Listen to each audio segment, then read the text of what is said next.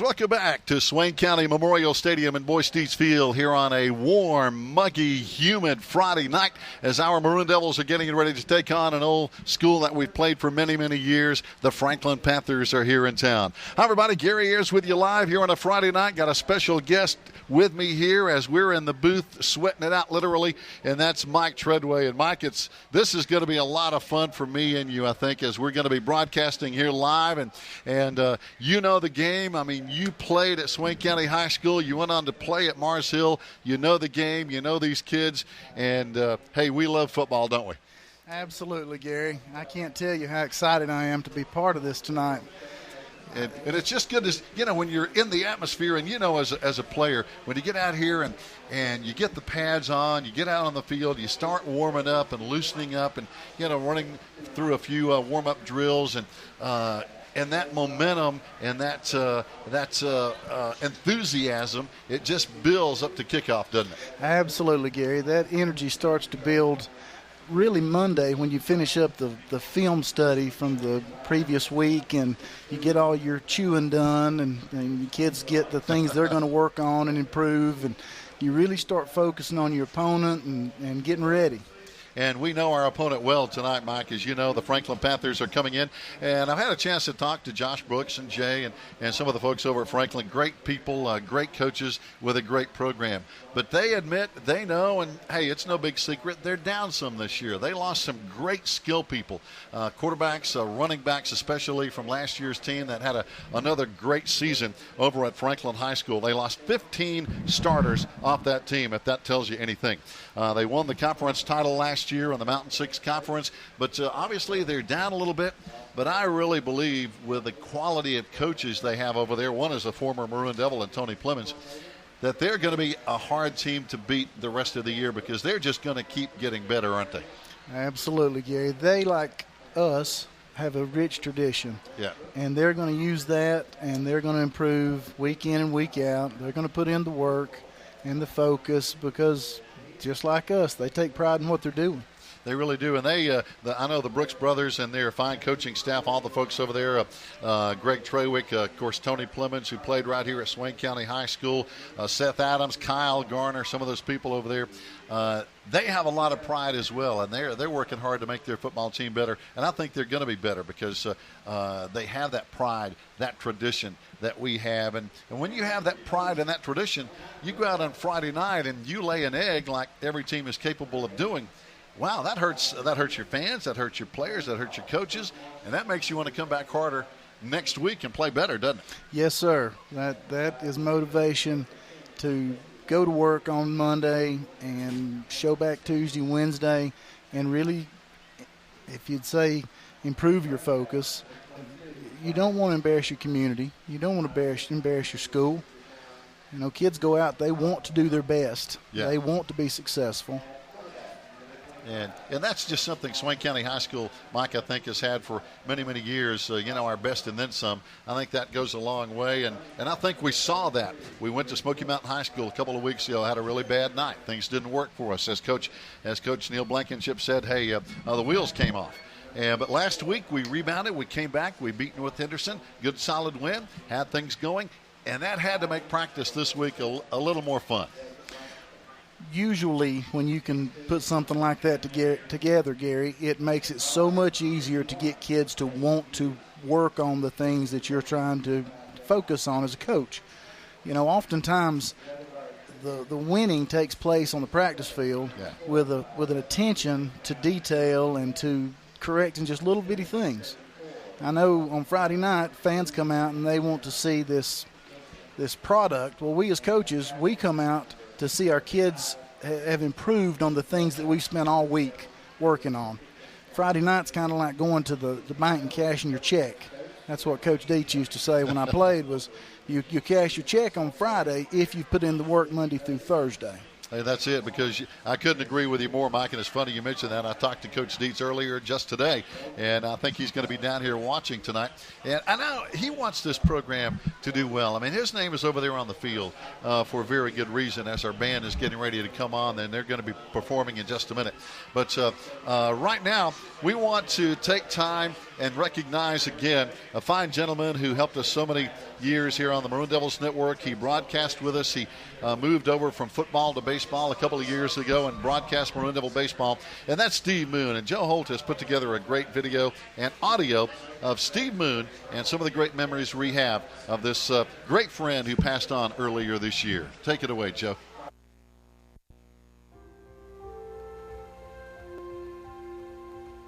Here come the Black Knights running through their big sign as well. And, of course, theirs says, "Make the Devils repent." So it's a great rivalry here between two Graham County and Swain County, and we're going to continue it tonight. Hopefully Swain County can score on them and win. I'm telling you, it's been 4 years, and they've shut us out 4 straight years, skunked us, whitewashed us. We owe them 4. We need to get part of it back tonight. Left, and there we go. Josue into the end zone. Standing up, Steve. Nobody got a hand on it. No, touchdown. Josue Otero. Swain County jumped on top 6-0 early in this football game, conference game at Hayesville, North Carolina. The Swain County Maroon Devils and the Hayesville Yellow Jackets. Evan Sneed, good snap, good hold, has the distance. It looks perfect, and it is good. It's good. All right. Evan Sneed kicked it to the uprights. 3 points, 37-35. Swain County on top with 33 seconds to play in the ball game. Way to go, Evan Sneed. Whoopee. That was perfect right down the middle, Steve. Oh, man. That one just split the uprights. That was great. Support our Maroon Devils one way or the other, whether it's home or away. Let's support our Maroon Devils all the way to a state championship in 2011. So this is Steve Moon missing Gary Ayers a tremendous amount. Looking forward to seeing him again next week. Signing off for Swain County High School football. Good night, everybody.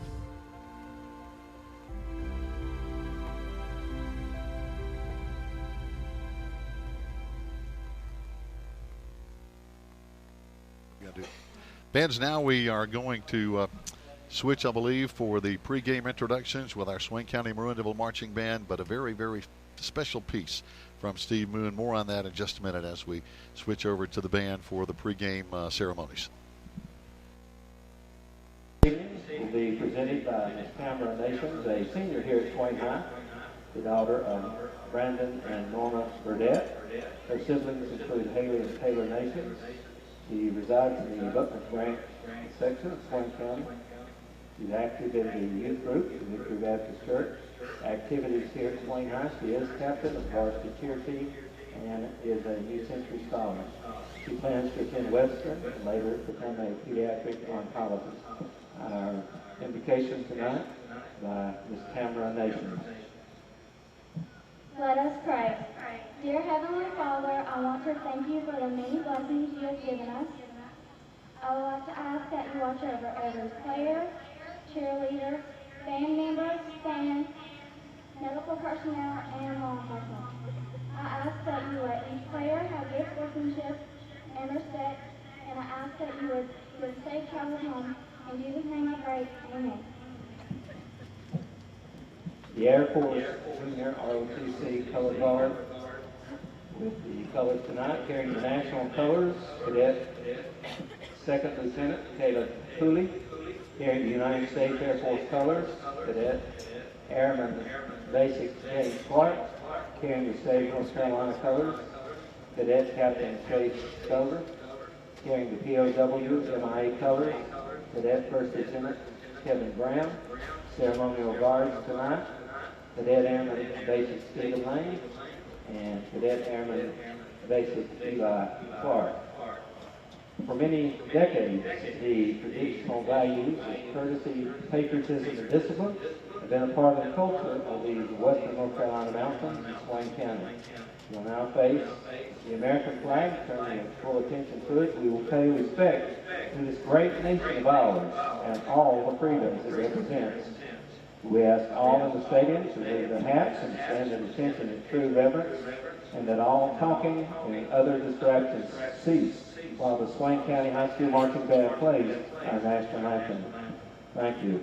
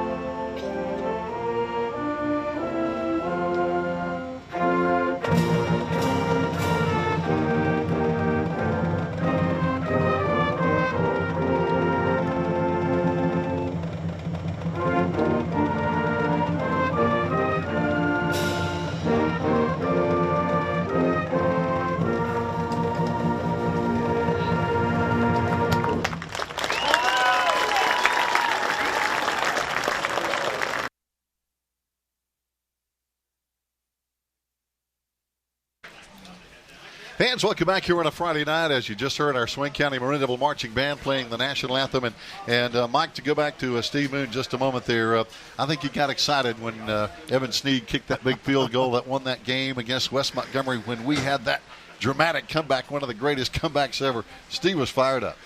Steve was a unique individual, wasn't he? Oh, he was. And I tell you, we miss him. And we, as we mentioned last week, we appreciate so much what he did for Swain County and for Swain County High School. Talking about another guy that we appreciate, let's check in and talk about our player of the week who had a great game last week. We had several people who had great games last week, but Michael Watson with Farley Insurance has a special presentation on this week's Maroon Devils broadcast. Michael Watson and crew, take it away. Tell y'all, watching you guys Friday night, huge difference from last week, but you got a big game Friday night, and you know a lot about this team. They don't do anything that's crazy, but they come in and they play hard nose, they play straight up, and they're going to go man to man, and they're going to try to bully you around that field. So this is what that means for you. Okay, are you going to let them? That's what it comes. That's what it comes down to. Are they better than you? Are you going to stand your ground and give out? Because that's what it boils down to. And if you don't think I know what I'm talking about, there's a board up there at 2001 that I can tell you that I know what it takes for a bunch of guys to get together and bow their necks and don't get run out of the field. I've been there. I know what it's about. Okay? That's your challenge this week, is to be disciplined, execute, and be tougher than them. Can you be tougher than them? Yes, sir. That's a personal choice. Can I be tougher than them? And if you do that, you'll have success against them, I promise you. Discipline, execute, and toughness. That's what we're built off of. That's what Maroon Devil football is about. Is that right? Yes, sir. Amen. It's been the recipe for success for over 40 years. That's all I got to say. Jacob, come get your game. Congrats, man. Yeah. Good job, Jacob. Congratulations to Jacob Langston, our Farley Insurance Player of the Week, for his great effort, of course, against those guys from North Henderson. A good win last week, Mike, and it was really, really good to get back on track. Before we come back and talk some more, let's break down the line for this 2-minute timeout, and we'll be back right here on the Maroon Devils Network.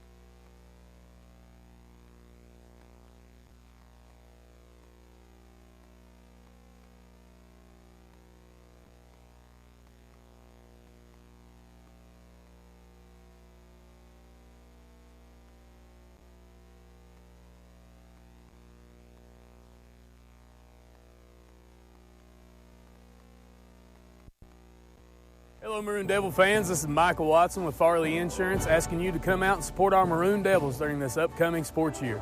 I know what it's like to wear the maroon and white and the dedication to excellence it takes to reach your goals. Like so many of the teammates I had the honor of playing with, together we accomplished some great things. I have taken the same dedication and lessons I've learned from the playing fields with me to FARLEY Insurance to become the best insurance agent I can be, and then some. Whether it's home, auto, life, health, business, or commercial, FARLEY Insurance is dedicated to making sure we take care of you and your family. Come be a part of the largest independently owned insurance company in the Smoky Mountain Conference, located at 264 US Highway 19, Bryson City, North Carolina. Numbers 828-366-2555. Again, 828-366-2555. I'm Michael Watson with FARLEY Insurance, your hometown insurance agent. And go Big Maroon.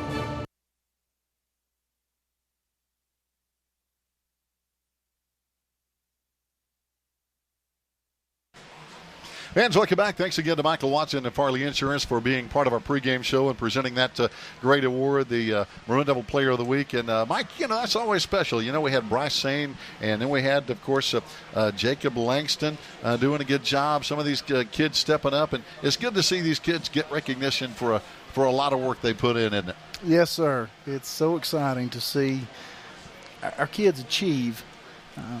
And it's funny, a little thing like that football is so important. And that's one of those things that'll go on the shelf, and it'll be as important to them as their most valuable player or all conference.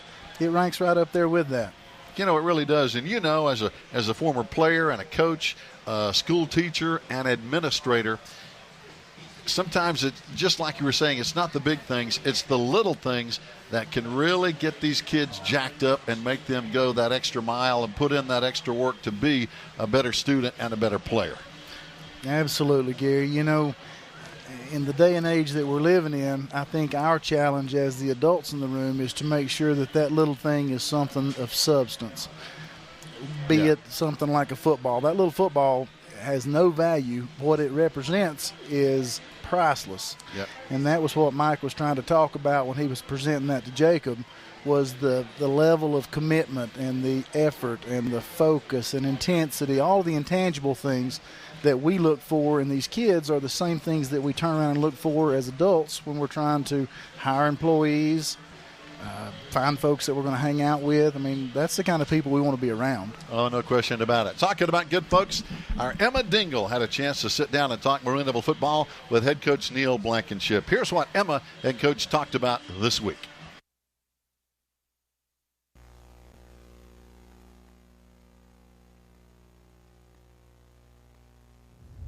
Good afternoon, ladies and gentlemen. This is Emma Dingle for the Maroon Devils Network. I'm here with head football coach Neil Blankenship. Coach B, the Maroon Devils came away with a big non-conference win last Friday. Overall, how would you grade our team? I thought we got off to a great start, and that was what we was pushing for the whole time. I felt like the first two ball games that the start of the ball game was the biggest problem, as we didn't come out ready to play. And so I was real excited the way our kids came out and played and got up early, and I think it continued throughout the ball game. We got a bunch of young kids, some reps too at the end, so I'm always excited for them to get some playing time also. You got strong efforts on both sides of the ball from folks like Kobe Taylor and Hunter Burrell. Would you care to comment on their play or on anyone else that may have stood out? Well, I thought our O-line and D-line did an exceptional job up front. Sometimes we don't get to see their stats and what they do, but, as running backs, they don't get those opportunities without the line. So I think our O-line did a great job with there. I thought Damien did a great job controlling and running the offense. And then both them players stepped up. Kobe had a great night on defense also with an interception, pick six, and for a new position where he was just playing for the first time, he did a great job there. But both backs did a good job with their running. And Bryson had another 100-yard rushing last night, or Friday night, actually. How big are his contributions offensively right now? Well, he's making big plays for us right now. He's had 100-yard games, and we look for more to come with that. But once again, that starts up front with our O-line and what they do. But he's got great vision for seeing holes, and he can make people miss. So that makes it tough on people trying to tackle him. So he's got a bright future ahead of him there. He's also doing a great job at free safety for us on defense. He's a two-way starter for the first time for us as a varsity player as a sophomore, and that's a hard thing to do. But he's done a great job handling that. Another Friday night will see a very tough non-conference foe come to Swain County Memorial Stadium in the Franklin Panthers. What can we expect from the Panthers? Well, Franklin's going to be well coached like they always are. When you play Franklin, Coach Brooks does an outstanding job with his staff of being well coached, and they do things the right way. They're going to play tough. They're going to be a physical ball game. They're going to run the football down your throat if they can, and they're going to wait for you to fall asleep, and they'll play action past you. But they'll be well coached, and I expect for it to be a tough fought game. As always, it has been a pleasure talking with you, Coach. This is Emma Dingle reporting from the Maroon Devils Network. So once again, to Emma Dingle and Coach Neil Blankenship and Mike, Coach knows coming into this game what we talked about earlier, physical, well-coached team. That's Franklin High School. Absolutely, Gary. They're going to be just that year in and year out. And they're going to be a handful here tonight. Fans, stay tuned. We're going to take a 2-minute break. We're getting closer to kickoff time here tonight from Swain County Memorial Stadium and Boyce Dietz Field. The Maroon Devils and the Franklin Panthers will be back after this 2-minute break here on the Maroon Devils Network.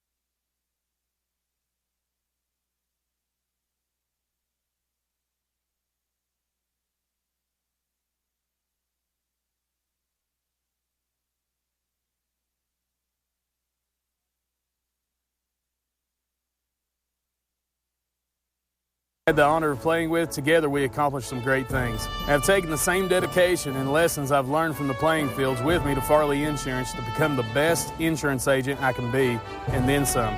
Whether it's home, auto, life, health, business, or commercial, FARLEY Insurance is dedicated to making sure we take care of you and your family. Come be a part of the largest independently owned insurance company in the Smoky Mountain Conference, located at 264 US Highway 19, Bryson City, North Carolina. Numbers 828-366-2555. Again, 828-366-2555. I'm Michael Watson with FARLEY Insurance, your hometown insurance agent. And go Big Maroon.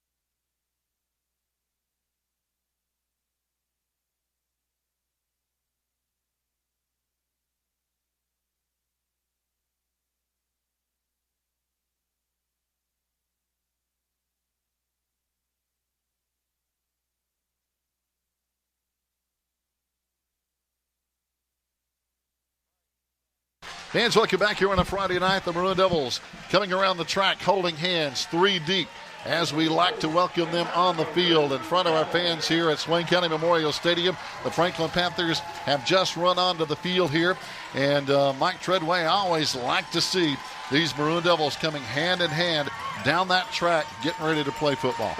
Absolutely, Gary. You get to see their enthusiasm as they come out of the field house and they start walking this way.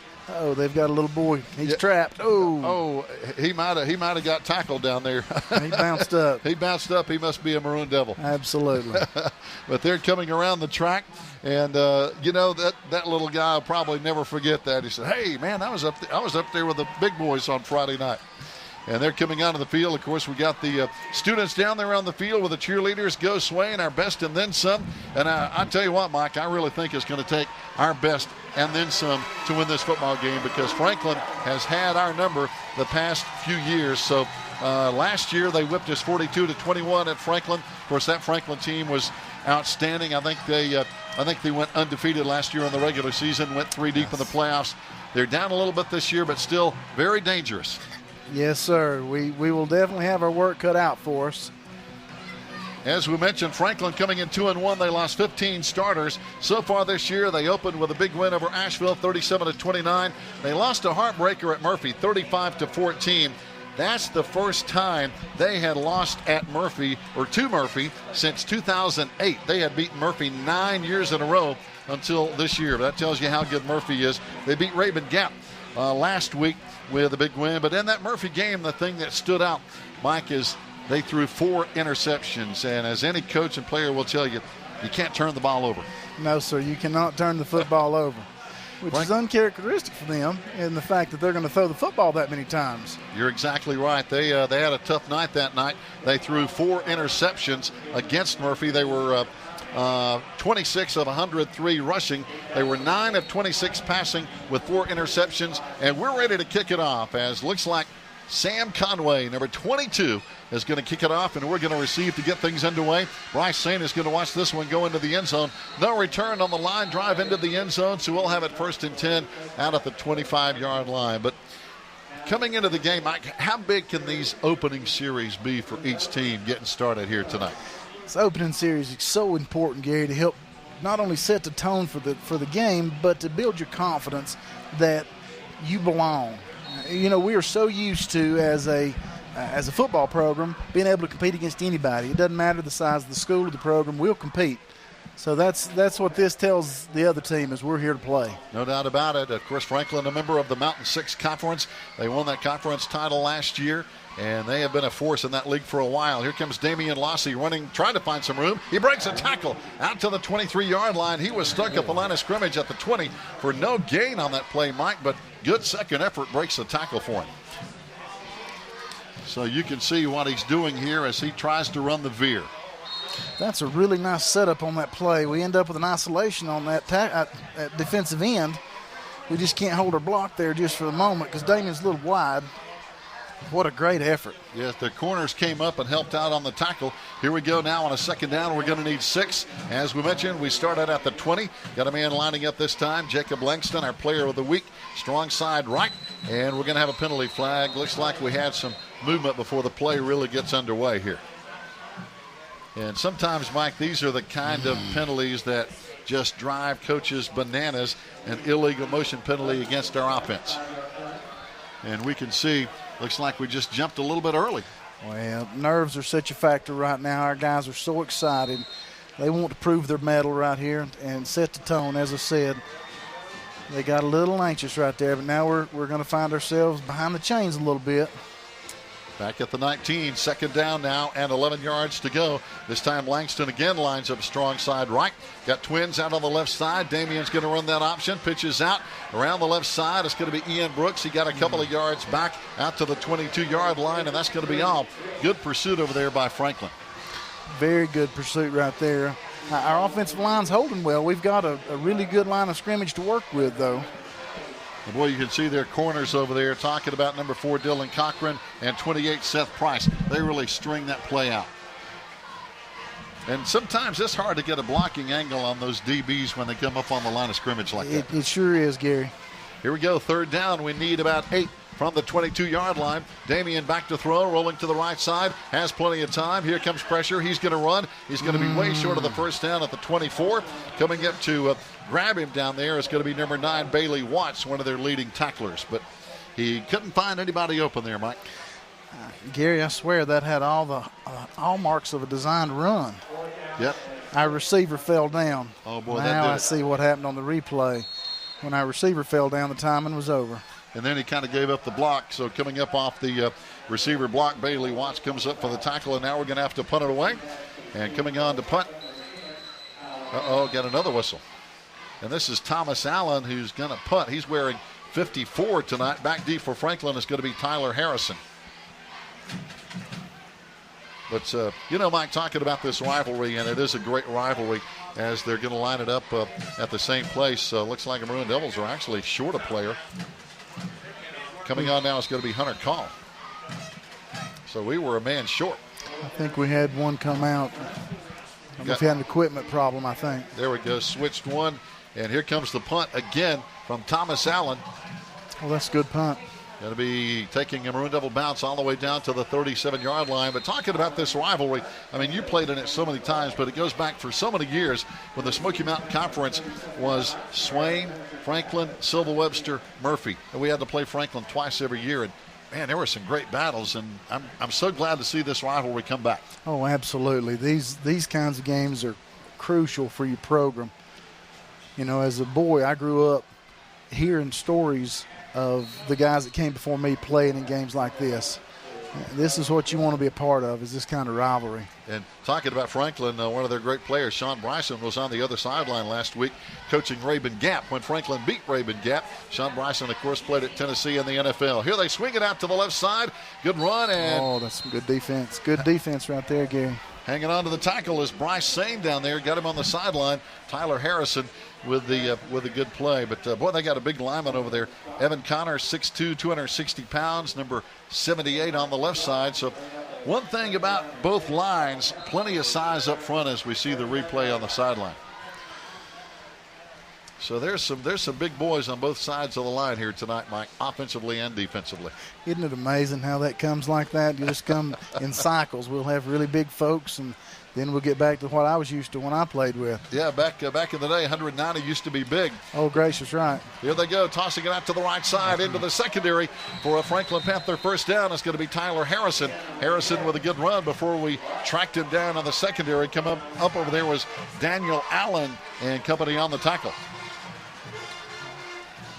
Oh, we had good defense called. We just got caught over pursuing a little bit. Our guys have got to settle down and play. Yep. Missed one tackle. But I tell you, this number 10, again, Tyler Harrison, a strong runner. He has 54 carries, 247 yards, and 5 touchdowns on the year. He gets it again. Looks like almost the same kind of a play, Mike, inside the 45 this time for a 4-yard pickup. Yes, sir. It looks like they're just trying to stretch us and create some cutting back, some running lanes for him.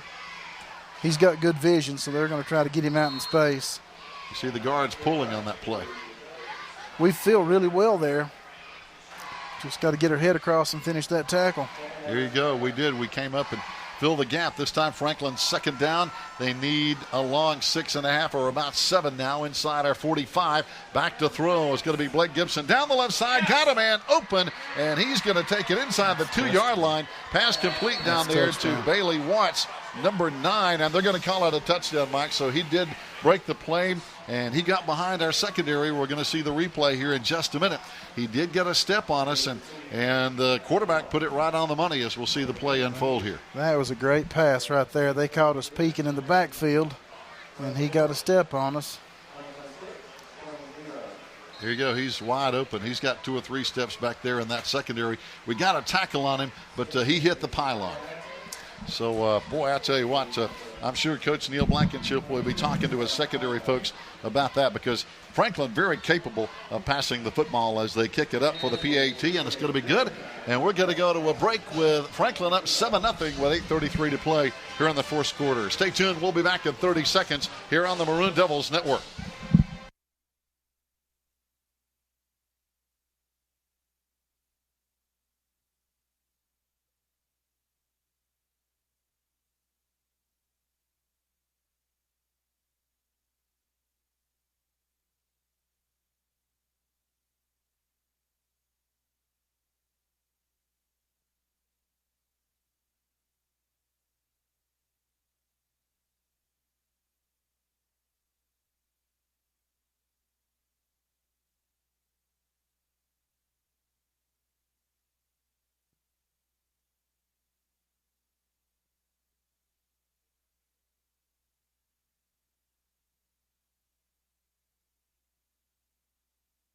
Dudes, I love him. Fans, welcome back here. 8:33 to play. Franklin on top early, 7-0 as they go to the air and get it done. This time they're going to be kicking it back. This is going to be angling toward the sideline, and this one is going to be going out of bounds. So we get a break here, Mike. This one goes out of bounds, and we'll have it in good position here in the first quarter with our second offensive series. But now we can just settle down and establish our identity. What do we want to be as an offensive football team? hey, that's what it's all about. We saw Franklin. They went to the run, but they really beat us with the big pass. And they're very capable of passing the football, as we saw last week against Raven Gap. They put it up a bunch against Raven Gap. Now, our Maroon Devils primarily a running team. I think the Franklin Panthers know that from watching film. We have to run the football. We've got a very young quarterback back there in sophomore Damian Lossey. Not that he can't throw it, but again, he's an inexperienced quarterback, and we've talked about sophomore starters. We have a couple of sophomore starters, 8 juniors, 4 seniors. So a lot of these kids are getting on-the-job training every Friday night. They're growing up some. 1st and 10 at our 35. Here we go. Damian running that option. Hands off. Bryson to the left side, but picks up about 4. What a great line surge right there, Gary. Our offensive line moved out on the snap count together. Their pad level was good, and thus we had 4-yard gain. If we can control the football, they can't beat us. You're exactly right. The line of scrimmage is where it's at. Look at that great block by Nolan Brown. Oh, that's so good. And a good block on the left side over there as we cut their defensive end inside over there with big Nick Millsaps. I tell you, we've got some good linemen, and they're growing up as well. 2nd down and 6 now. This time Damian tries to hand off, and I hope he got the handoff. He might have had to keep it at the 40 for a couple of yards, but that was close. That was close. The backs are really hitting the line of scrimmage well, though. Yeah, he was just about a step late. Well, I don't know if he got that ball in there or not, Mike, but thank goodness the ball is not on the ground at the 40-yard line. We've got a 3rd and 5 coming up. You know, when we line up with 2 tight ends and split backs, that's old-timey is what Coach White would call that. Yep, split back veer. Here we go, 3rd down and 5. Damian runs the option. He's going to run to the left side. Got the 1st down. Steps out of bounds. That was a good decision there, Mike. Very good read. Very good read by a young quarterback. Because he had that option. Here we go as the play unfolds. Just look at that line surge right there at our guard tackle mesh. He read the end close. He gets up in the line of scrimmage. That is almost how Coach draws him up. And Jesse Waldrop, good block over there on the side on that wide receiver block. He really got him outside. 1st down and 10 now, up near midfield at the 48-yard line. 7:09 to play. Franklin up 7-zip. Got a man wide to the right side, out of the I formation. Oh, big hole for Bryson. He's in the secondary. Only had one man to beat, and that was Dylan Cochran, their leading tackler, with a touchdown-saving tackle, Mike, or Bryce was gone. That is beautiful. Good block up front. That is Maroon Devil football at its finest right there, folks. Just right out the C gap, Mike, and he just had, like you said earlier, he was at the line of scrimmage in a split second. Coach Moore's done a great job with that backfield, getting them in the line of scrimmage. Here we go, out of the eye again. Going to be a similar-looking play. They had worked last time. There's Bryce again. This time they come up with a linebacker to make the tackle. Isn't that the beauty of running the veer? We run the same play, and we'll have 3 different ones off of that. And the defense doesn't know which way we're going to go with it. No, sir. Everybody better play their responsibility. The split back veer is a great offense when things are clicking. Here we go. One man wide to the right side. Everybody else in tight. Split backs this time for Damian. He's going to keep it this time. Lowers his head. What another good read, Gary. Wow, he took on the linebacker this time, and I think he won that battle against Josh Blackburn, number 53. I hope he don't make a habit of that, though. That's dangerous. That is dangerous. Pow. That was a pretty good hit, but he ran over him and got the 1st down at the 25-yard line. That was a really good read. But I tell you what, 53 Blackburn, 6'2", 195-pound senior. You don't want to do that every play, do you? No, sir. I'm sure Coach Moore is hoping he will not do that every play. Here we go. Split backs again. 1st down and 10. 5:48 to play. Well, unbalanced line, Gary. Big unbalanced line. We're going to run to that side, and we didn't get much this time. Franklin saw that one coming, I'm afraid, Mike, as they had a bunch of numbers over there as well. Well, everybody blocked down, and nobody went to the second level. And you know that the Brooks brothers and the staff at Franklin High School, they have worked on this unbalanced line this week. They've seen us do it. They watched the film. Here we see that unbalanced line again to that right side on the replay.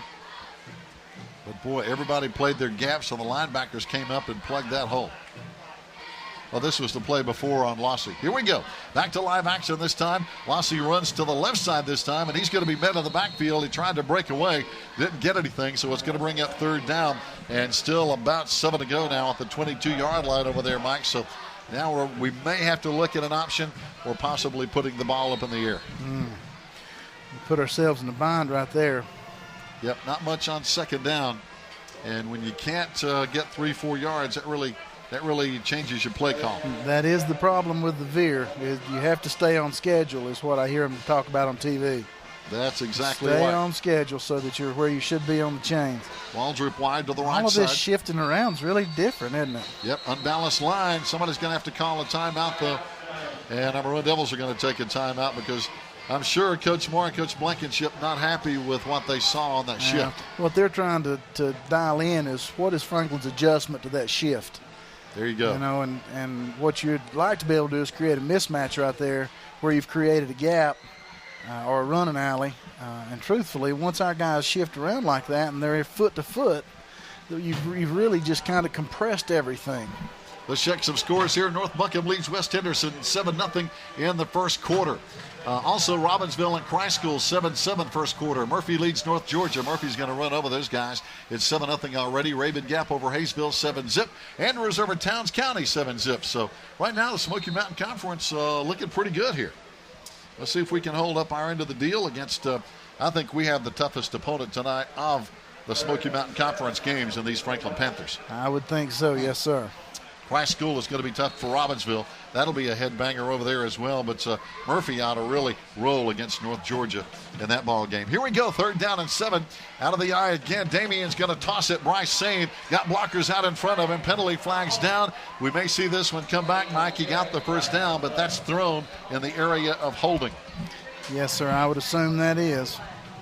And we're going to see the play unfold here. Got 3 guys on each side of the center. Here comes the toss. Sweep out to the left side. Got a holding right up there on the line of scrimmage, looks like, and the referee threw the flag immediately. And, you know, we've said it, announcers have said it for years, players and coaches have said it.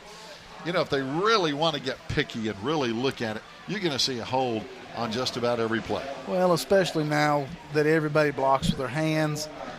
Nobody blocks with their forearms like they did 100 years ago when I played.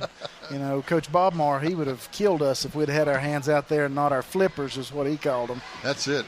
Well, I can remember those forearms under the chin. Oh, he would knock you out with one in practice just to show you he could. I think he still could today. Yeah, and they worked too, didn't they? Yes, sir, they worked. Here we go, 3rd down and long after the penalty. 3rd down. Damien looking, firing, got his tight end over there trying to set up some blockers, but we get about 3 yards, but not enough. So some good blocking up there, but now it's going to bring up 4th down. We're in 4-down territory, and it looks like we're going to line up and go for it, even though it's 4th down and about 12. Well, that would put us at just a touch over a 40-yarder if we tried a field goal, wouldn't it? That'd be a long field goal. That would be a tough poke for a young leg. Oh, you said it. Here we go. Twins on the right side this time. Got a wing over here on the right side as well. Now Damien looks to the sideline. Looks like they're going to call in the play from the sideline. Got 7 seconds on the play clock. Damien back in the gun. He's going to try to get a block, and he's going to try to run. But, boy, Franklin is all over this play, Mike. Nobody was fooled by that at all. Not at all. No, sir. They almost looked like they were just standing up in anticipation of such a thing. Make him beat you with his arm because we know he can run. Make him show us that he can pass. Well, that defensive end is back there in a hurry. We didn't get him blocked yet. He gets by 2 guys and gets his hands on Damien and actually brings him down. We're talking about 47, Mason Sequoia. Yes, sir. They had 8 kids right there around the football almost instantly. And it gets down to sometimes it's numbers, isn't it? Now it's Franklin's ball, 1st down and 10. It's who has the numbers at the point of attack. This time we have some pretty good numbers up there. And there's a late penalty flag coming in. There's Jacob Langston, our Farley Insurance Player of the Week, on another tackle. That was a really good defensive play right there. Our guys maintained their position, kept their heads in the right place. Uh-oh, got a face masking call coming on this one, Mike. This one's gonna hurt us and give Franklin an automatic 1st down, I'm afraid. But there's a lot There's a lot of hitting going on at the line of scrimmage, but I'll be honest, I didn't see a face mask on the ball carrier. So yeah, I don't know exactly who was involved, but it didn't appear to be the ball carrier. I'm with you. First down now. After the penalty, first down and 5. Franklin at the 39-yard line. They try to run around the right side. We cut it back inside. Good running into the secondary. Out across the 45. Franklin with a first down before we finally get Ian Brookson coming up there on the stop. You know, at the point of attack, Gary, we're in pretty good shape initially. Right. And we just don't trust ourselves, so we bounce across the top there, and we leave that little running alley. Our linebacker's supposed to fill that. That's his short alley. Yep, almost kind of overrun the play. If he'll just trust himself and his teammates, he'll be right in position because he was unblocked. He just ran himself out of the play. Here we go. First down, Franklin. They flip it out to the left side. Pass complete for a short gain out there to Ethan Hervey, 6-foot senior over there. And this time Franklin gets into our territory over at the 47-yard line. Second down coming up and about 5 now with 2 minutes to play in the first quarter. If you're just tuning in, Franklin up 7-0 over our Maroon Devils. That play there has almost taken the place of running a toss sweep, quick pitch. That's, in essence, is the same play. That's it. They're getting the ball on the corner as quickly as they can and getting you in space so that their athlete can do what he does. That's it. Get out there where there's plenty of green grass. This time they have 3 wide, 2 to the top side of the field, 1 to the bottom, and they're going to have to call a timeout here, Mike, to make sure they're on the same page offensively as well. And a lot of new players on both teams, though, Mike. When we look at Franklin, we look at Swain, a lot of people, especially in the skill positions this year for both sides of the ball, that are learning every week. Yes, sir. A lot of on-the-job training, I think is what you called it earlier, and that's absolutely what we're seeing. But now there's something to be said for youthful enthusiasm if we can keep them enthused. That's it.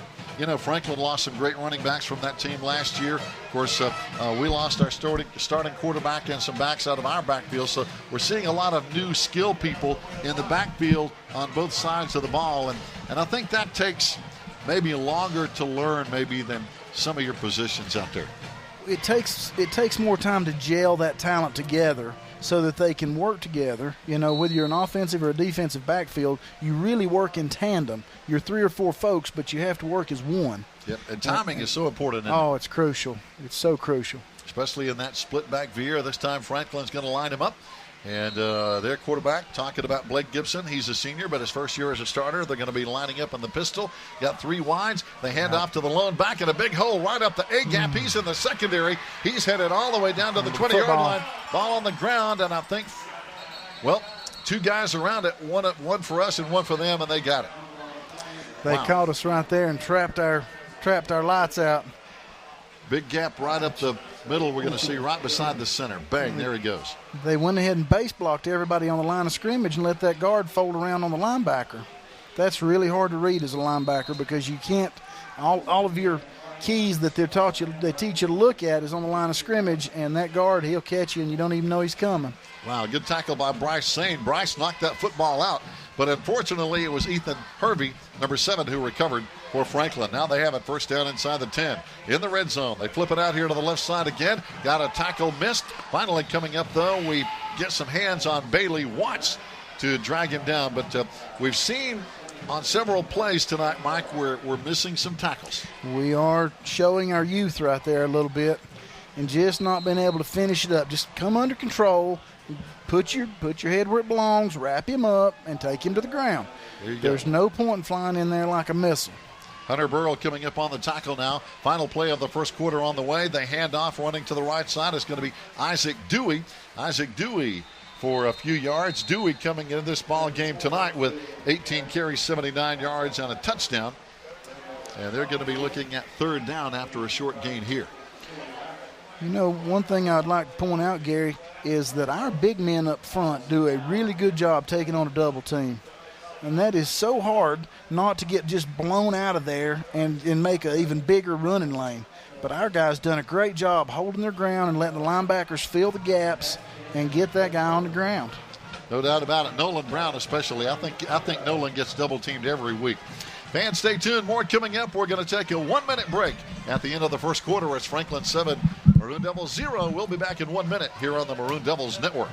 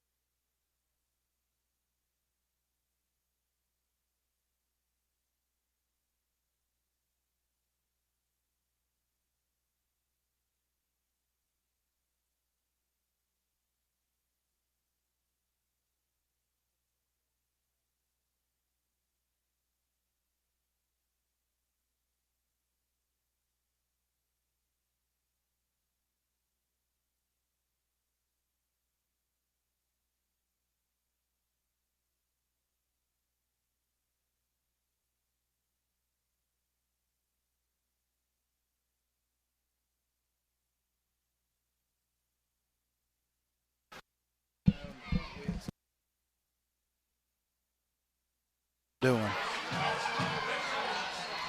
Fans, welcome back as the Franklin Panthers throw it in the end zone, and they make it count. Bailey Watts, number 9, has been a go-to guy now twice tonight, and he is on just a slant pattern in the end zone there, Mike, and they find him open in front this time of the defender, and just a great pass and a great play. That was a beautiful pitch and catch right there. He got position, and we were in the wrong. We can't win that right there. And he's a pretty big target there, 6 foot wide receiver, a senior, got in front of our defensive back. Now for the point after, it's going to be up, and this one is good.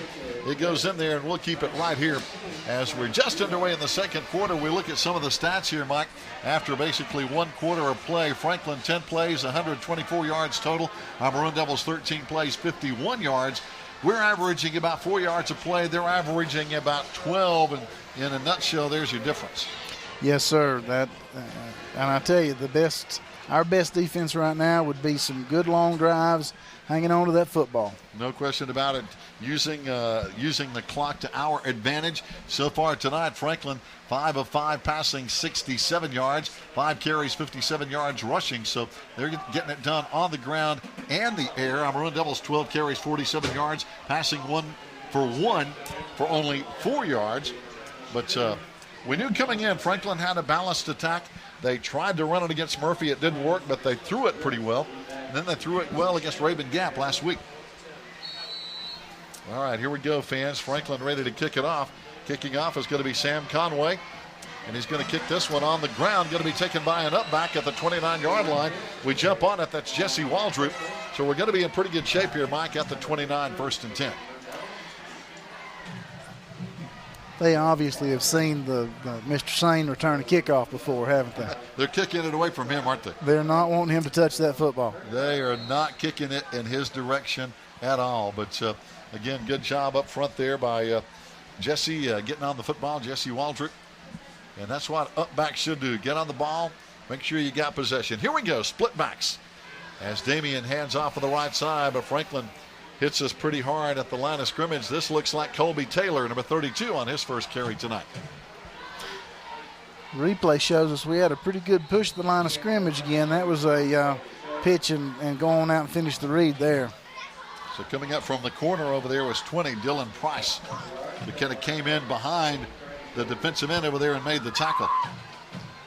And their linebackers and corners have been pretty active tonight. Yes, sir. They've been flowing very, very well. 2nd down and 8 now. Damian is going to hand off again, this time to Bryce Sane, getting through some traffic. This time out to the 26-yard line. We're going to be looking at 36-yard line. We're looking at 3rd down and 4 coming up.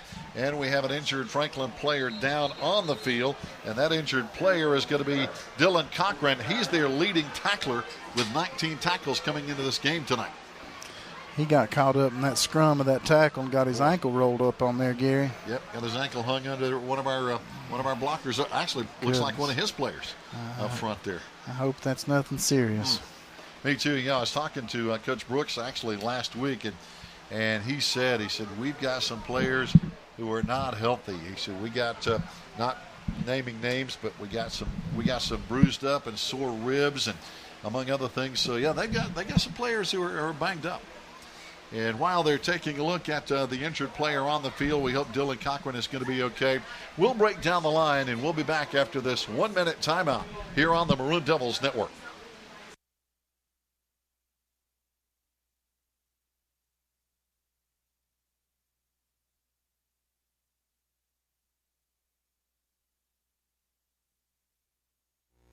Hello, Maroon Devil fans. This is Michael Watson with FARLEY Insurance, asking you to come out and support our Maroon Devils during this upcoming sports year. I know what it's like to wear the maroon and white and the dedication to excellence it takes to reach your goals. Like so many of the teammates I had the honor of playing with, together we accomplished some great things. I have taken the same dedication and lessons I've learned from the playing fields with me to FARLEY Insurance to become the best insurance agent I can be, and then some. Whether it's home, auto, life, health, business, or commercial, FARLEY Insurance is dedicated to making sure we take care of you and your family. Come be a part of the largest independently owned insurance company in the Smoky Mountain Conference, located at 264 US Highway 19, Bryson City, North Carolina. Numbers 828-366-2555. Again, 828-366-2555. 2555. I'm Michael Watson with FARLEY Insurance, your hometown insurance agent. And go Big Maroon.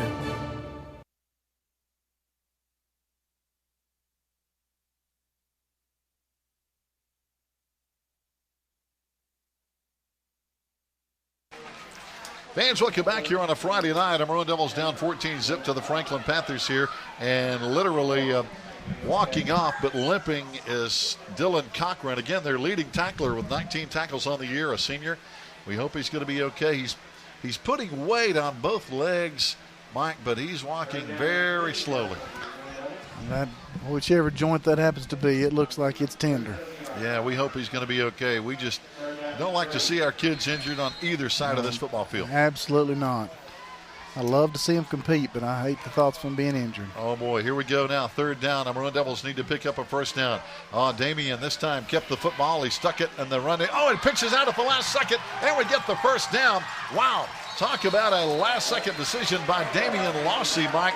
That picked up a first down when we were stopped for a loss. Wow. The results of that were wonderful, but I'm sure Coach Blankenship is just about to lose his mind.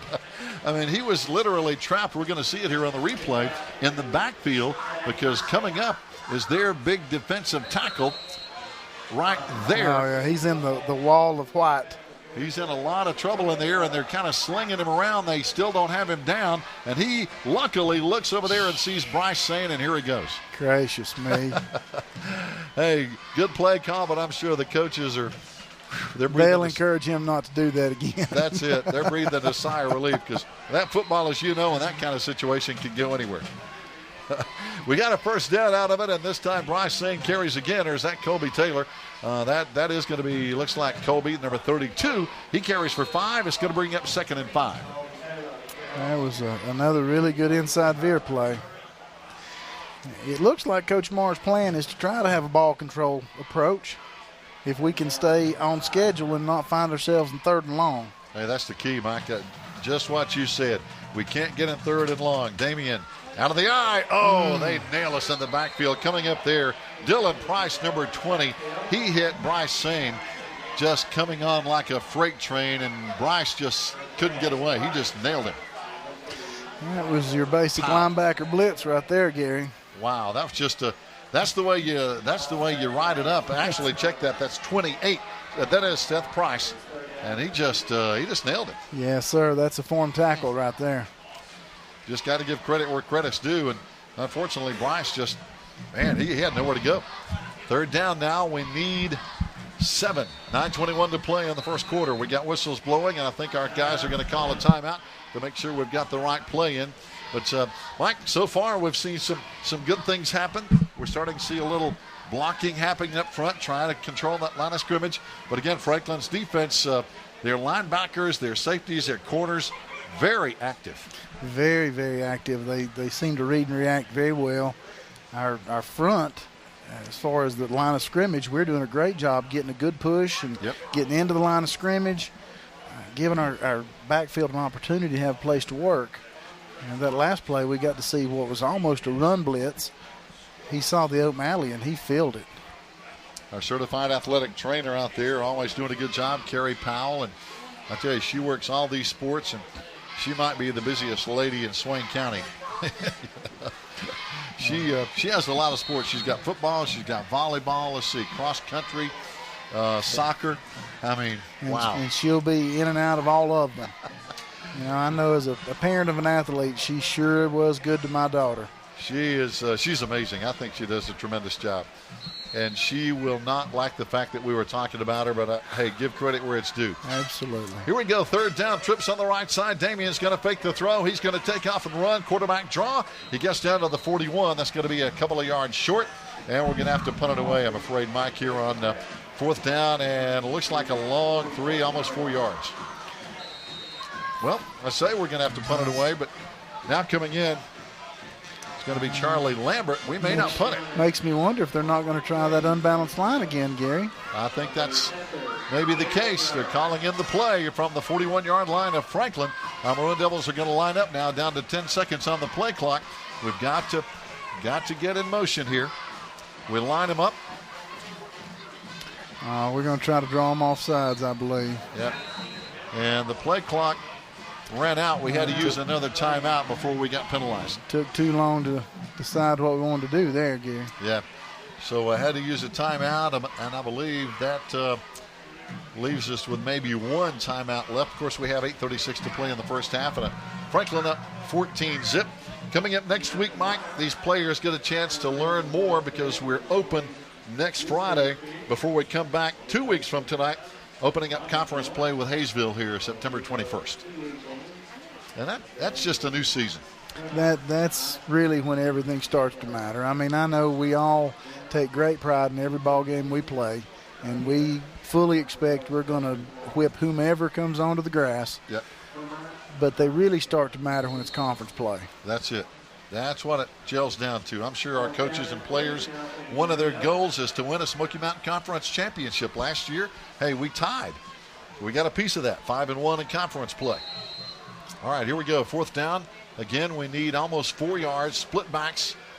Damian Lossie under center. He turns and pitches out to the left side. Oh, they trap us in the backfield again. For the second time tonight, coming in there on the blitz. This time it's Nick Apel, number 26. And again, this linebacker is getting us in the backfield.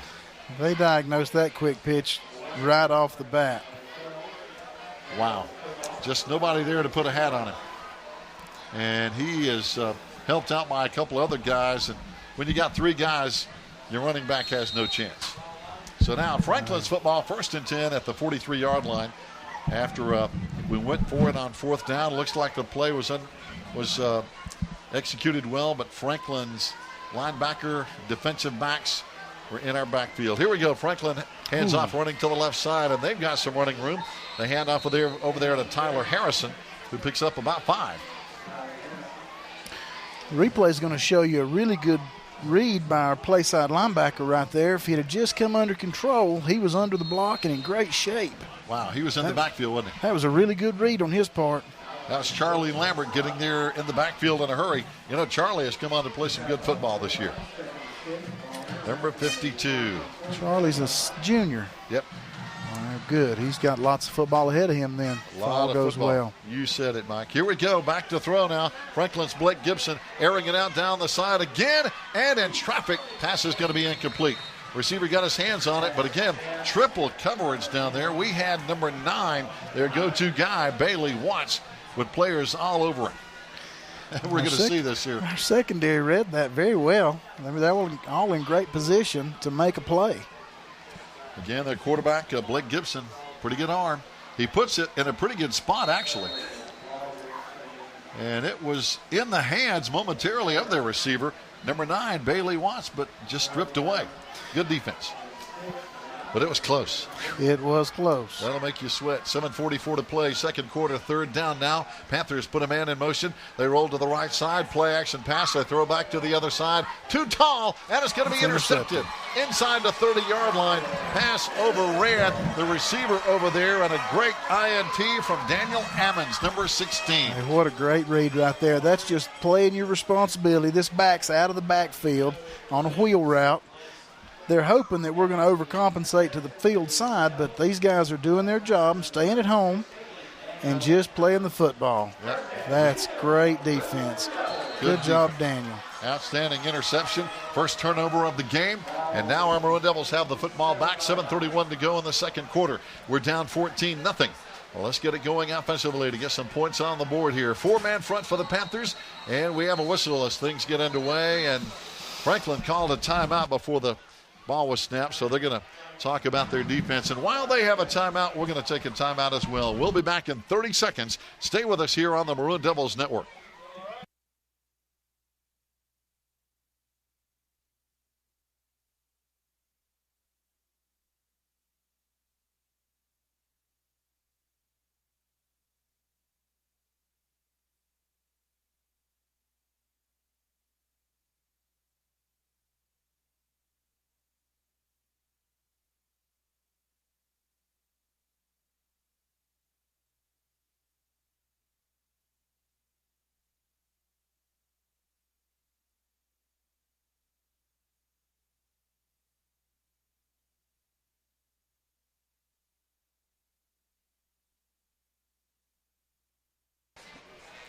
Fans, welcome back here. I'm Maroon Devils down 14-0. Let's check some other scores. North Buncombe leading West Henderson 7-0. Around the conference right now, let's see. Mountain Heritage leads Rosman 12-6. It's Cherokee over Asheville School 10-0. Robbinsville and Christ School, that should be a good one, 7-7. Murphy all over North Georgia 21-0. Raven Gap and Hayesville at 7-7 second quarter. And Andrews leading in their game. And here we go. Trying to get it going offensively. We run just outside the right hash mark near the 30-yard line for a short game, Mike, with a second down coming up here. We're continuing with that ball control offense. That's really good. Franklin staying in that four-man front, but the linebackers really coming up. Yeah, they're three linebackers. They read and react very well. Jared Evans, 33 on the carry for the Franklin Panthers.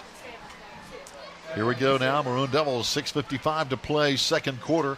We are down 14-0 with the split backs. Damian under center. Again, four-man Franklin front. Damian running the option.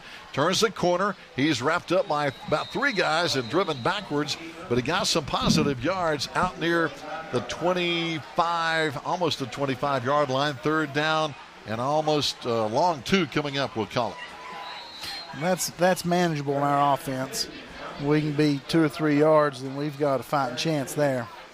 I tell you, Damian runs hard, but I tell you, get 2 or 3 guys, it's kind of hard to get away. I'm hopeful he'll start to run a little smarter. I don't like for him opening himself up to all that abuse. Oh, boy, and Franklin's physical anyway. They have a history of being physical. But this time he hands that. And that's going to be close to a first down. Out across the 38-yard line, we should have a first down. That's some good running. Boy, Bryce Sane got up slowly. I hope he's going to be okay. He hit that line of scrimmage like a bullet, didn't he? He is tough. Here he goes. That was great. Bang, just over the left side. And he brought number 76 with him, or number 78 rather, Connor Evans, 6'2", 260 pounds. He kind of drug him for the first down. And Bryce is not the biggest guy. You talk about Bryce, he's 5'6", 160, a sophomore, but he runs hard. He sure does run hard. Oop, we got a busted play. Yep, Damian out there in no man's land. He couldn't find many blockers. The running back had already hit the hole, and he had nowhere to go on that one, Mike. That was going to be a little counter play right there, and he misread. Yep, he went one way, the back went behind him, and he's out there on an island. Terrible as the hole was there. So, all right. That's the stuff we'll learn from. Absolutely, and that's what we'll take back to the film room and use as a teaching tool. Second down and 9 now. Split backs again. 3 wide this time for the Maroon Devils. Damian hands off left side. Short gain again for just a couple of yards. This time it's going to be Bryce Sane running over there behind big Nick Millsaps, number 75. So now third down coming up, and we need about 6, looks like, Mike. 3rd and 6 makes it a little tough. Yeah, we got a couple of yards, but again. You know, historically we'd have a tight end that we'd dump the ball to right here on 3rd and 6 and take care of that. Here we go. 3 wides, third down. This time the pitch comes out to Bryce, tries to turn the corner, lowers his head. He's going to be close but short. Going to bring up 4th down. I'm not sure we want to go for it here inside our 50-yard line. Puts a lot of pressure on your defense. You go for that. 4th down, and we need a long 2. Looks like this is more like the punting team coming on, I believe. I think so, yes, sir. Thomas Allen's going to punt it. I think so. You can gamble sometimes, Mike, but other times you just can't. Well, you've got to be strategic in those attempts. And we got a whistle on the play. Still plenty of time on the play clock, but Franklin called a timeout. They weren't set with 4:02 to play here on a Friday night. And we hope some more folks will come out and join us 2 weeks from tonight when we open up conference play. There are some empty seats around Swain County Memorial Stadium on our side and on the Franklin side as well. So we hope we'll see some more folks coming out. We have Hayesville, Cherokee, Andrews, Rosman, Murphy, and Robbinsville. And the schedule is in our favor, really. We have Hayesville here, then we go to Cherokee, then we go to Andrews. We have Rosman here, then we go to Murphy, then we come back here with Robbinsville, the last conference game. And I tell you, Murphy, Robbinsville, Cherokee, Maroon Devils, going to be tough. They always are. Anytime you're in the Smoky Mountain Conference, it's going to be tough. And I'm not dissing Hayesville and Andrews and Rosman. I know they struggled some over the years, but every Friday night you better bring your A game. You better come ready to play. Here we go. Thomas Allen is going to punt it for the Maroon Devils. Line drive punt. Going to take a nice Maroon Devil bounce, though. Still bouncing down near the 15-yard line. Good punt by Thomas. And if you can get that football, Mike, to hit just right and take a bounce down the field like that, wow, that can give you 10, 15, even 20 yards. In a game like this, field position is crucial. Crucial that we can get them pinned as deeply as possible and give our defense some room to work. Absolutely. You know, we saw that at Smoky Mountain, and just give credit where it's due. Smoky Mountain's kicker kicked the darn ball in the end zone almost all night. We never had a chance to really get good field position. No, that neutralized our weapon that Bryce is as a returner. It really did. Here we go now. Franklin with the football, first down and 10. Double. They run to the left side. Got some room out there around the corner, out across the 25-yard line. It's going to be a Franklin Panther first down. And, Mike, they had some big bodies out there that allowed him to turn that corner. You know, it's really interesting, Gary, and I'm sure we'll see it on the replay. They don't worry so much about pushing the line of scrimmage as much as they did just trying to set the edge up there with that tackle. And then those two guys that are pulling, they'll take care of the rest. Because technically all of that's wrong, and they still get great yardage out of it. Wow. Yeah, he got outside, just outside the linebacker on the sideline, and he read that play well. Very well. Sometimes it's good to have an athlete back there that can make up for all the mistakes. And here he goes again. That's a good play. Again, that's going to be Tyler Harrison. Harrison coming into this game tonight, pretty good season, 247 yards on 54 carries and 5 touchdowns. He is their leading rusher on the year. And looks like, he's looking for a hole there again and finds just a little crease. You know, we just continue to over-pursue a little bit. We just, if we'll slow down, trust each other to do their job and not over-pursue. Right there, we could have thrown a blanket over 5 of our kids. There you go. Second down now. Panthers need 5. Twins on the right side. Quarterback hands off. A little counter.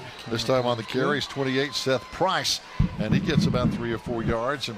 And that's been Franklin tonight. They're moving the sticks 3, 4, 5 yards of play. Yes, sir. They're doing the same things we were talking about for our offense. They're trying to stay on schedule, positive yards every time they snap the football. There's Jacob Langston and Big Thomas Allen coming up helping on the tackle. Franklin now third down and about a yard.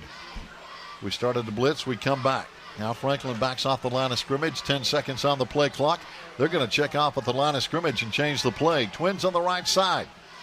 Staggered backfield. They toss it in the backfield, and we hit them and stop them short. That's good defense right there, Gary.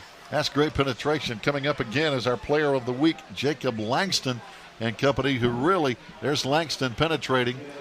He turned him inside, and actually it was 52-20. Charlie Lambert and Hunter Burrell on the tackle after Jacob turned him out.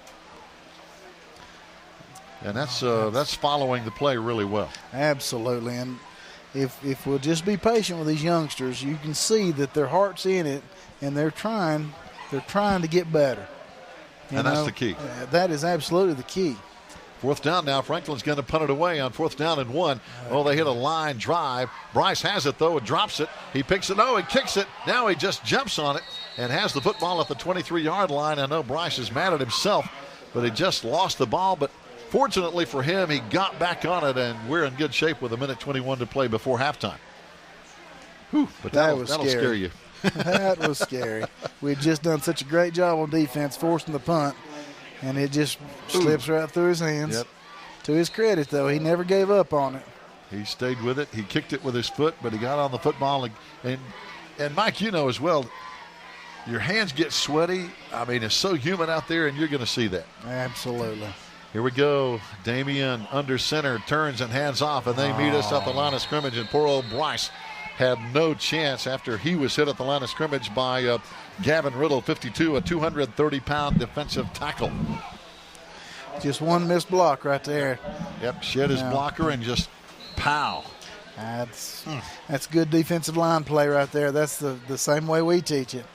Use your face, hands, and buzz your feet. Just get the job done. Under a minute to play. Clock running now. And let's see what we come out with. This time we're going to run 2 receivers wide to the right side. Over there is going to be Hunter Call, and Jesse Waldrop, everybody else in tied in the split backs. Franklin this time 5 men up on the line. Damian starts to pitch and hangs on at the 27-yard line. That's the same play we saw that first down on, but this time he hangs on. Yes, sir. I'm telling you, he's kind of like a thrill ride, isn't he? Hey, he's wanting to get some positive yards one way or the other. He wants to make something happen so badly. That's a great fake. It was. I'm glad this kid wasn't any sooner getting there. Yeah, he 53 could have knocked his lights out. It made him freeze, didn't he? He sure did.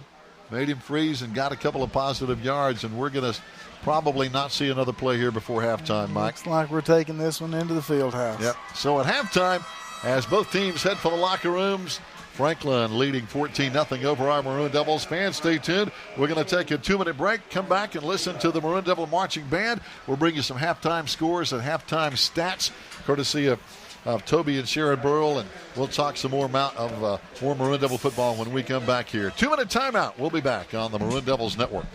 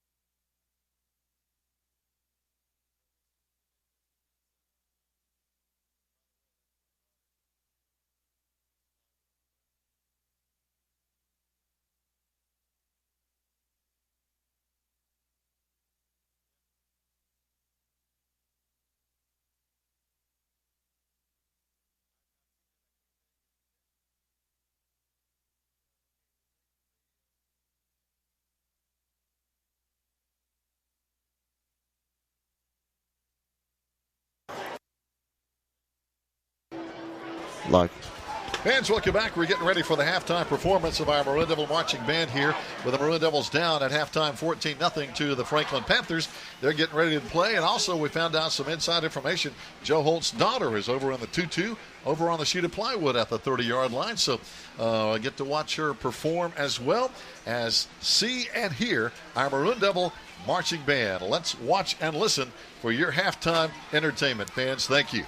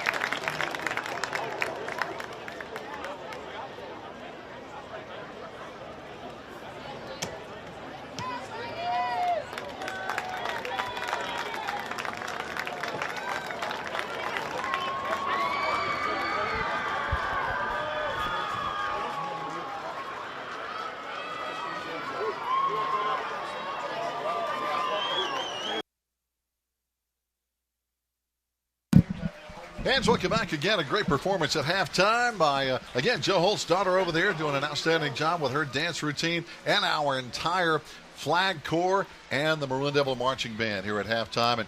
And Mike Treadway and I were talking during the break while we were watching the band. And I tell you, Mike, these band members put in a lot of practice time, just like the football players. They don't just come out here and show up. They have a lot of work to do, don't they? It's incredible the effort and the focus that those kids put into their program, put into their skill. They take a lot of pride in representing us everywhere they go as Swain County High School Marching Band. And they do a great job. We appreciate their halftime efforts. Friends, at halftime, scoreboard says Franklin 14, Swain 0, but we have a lot more football coming up. Stay with us. We're going to take a 2-minute break. We're going to come back and check the scoreboard and the stats when we return right here on the halftime show from Swain County High School. We'll be back in 2 minutes on the Maroon Devils Network.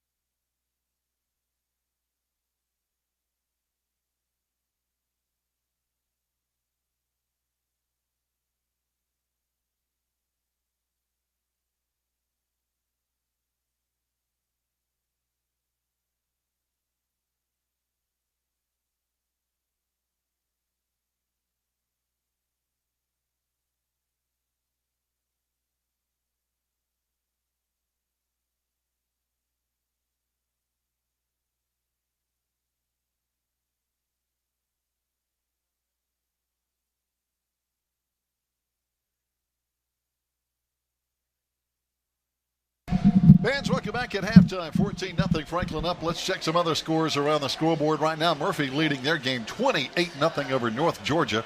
They're in the second quarter as well. Raymond Gap over Hayesville 14-7. That's kind of a across the state line rivalry over there. Andrews leading Towns County. Like to see James Phillips get a win. They're playing over at Towns County tonight in the second quarter. Here's a tight game, Mike. I think it's going to be a tough one. Christ School and Robbinsville. Christ School leading 14-7. You know, they've played each other before, and they've had some dandy matchups. Dandy matchups, yes, sir. Other games going on. Cherokee leading Asheville School 17-zip second quarter. Avery County over Cloudland 14-6.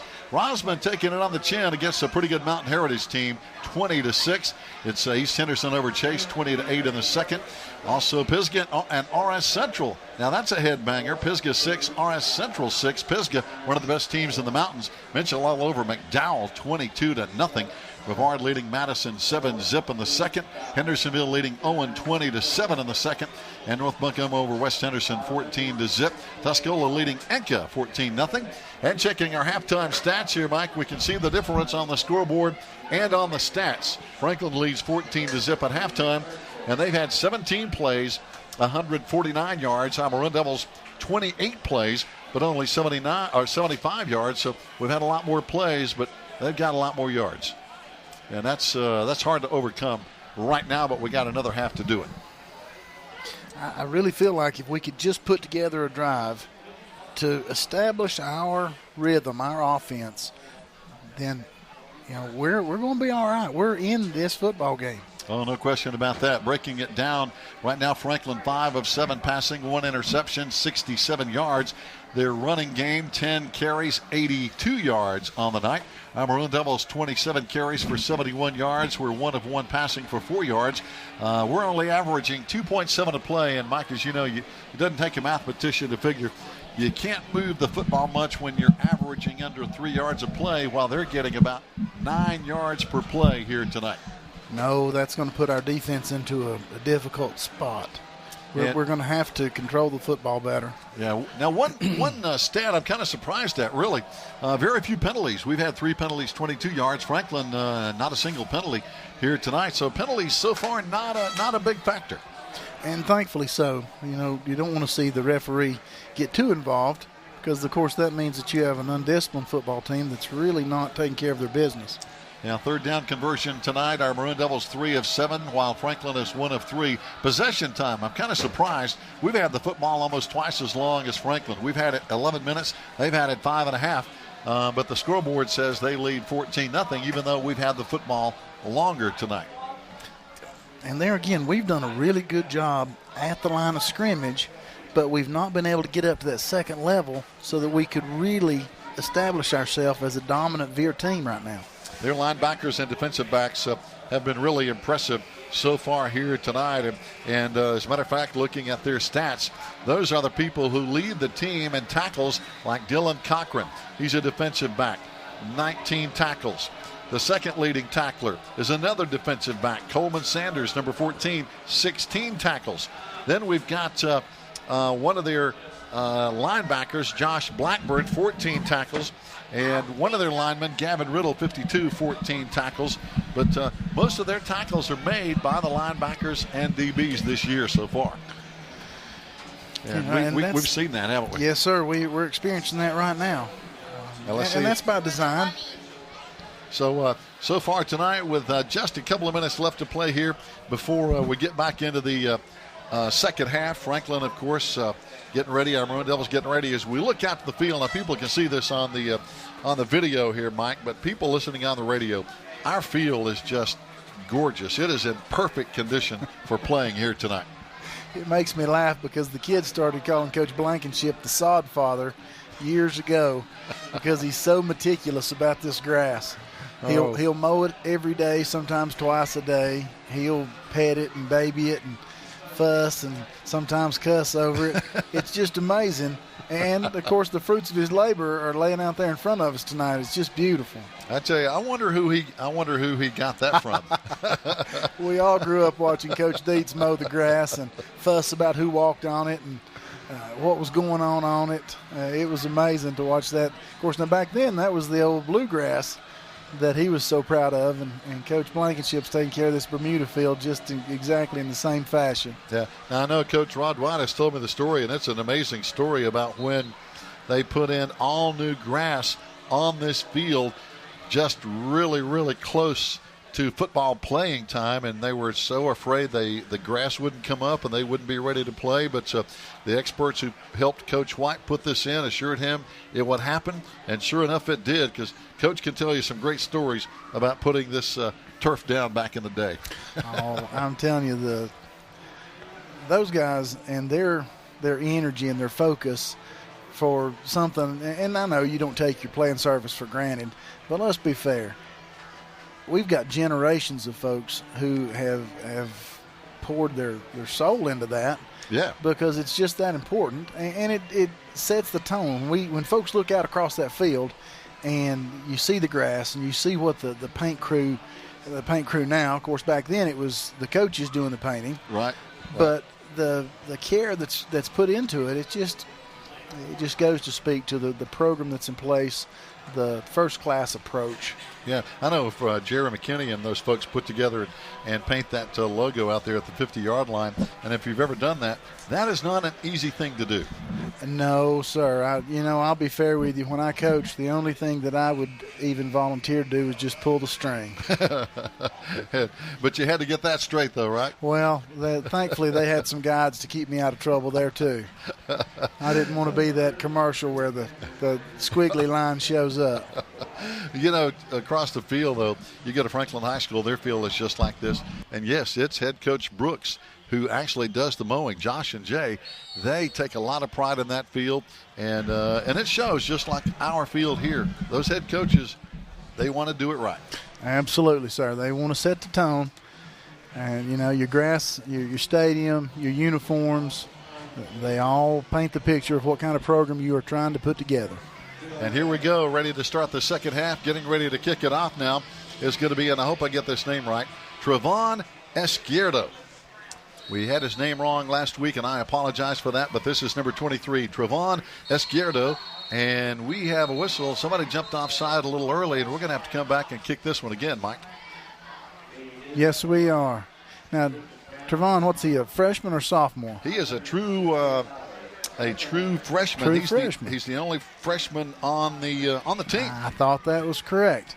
Of course, I had got to know him, of course, through town, Pasqualinos.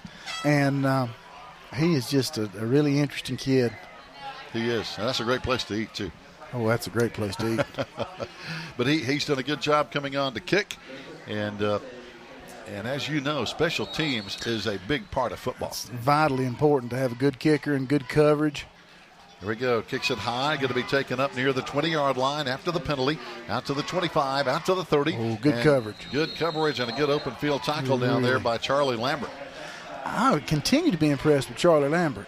He gets after it, doesn't he? He gets after it. Now, don't get me wrong, and he'd be the first to tell you he's not doing everything perfect just yet. Right. But his heart's in the right place.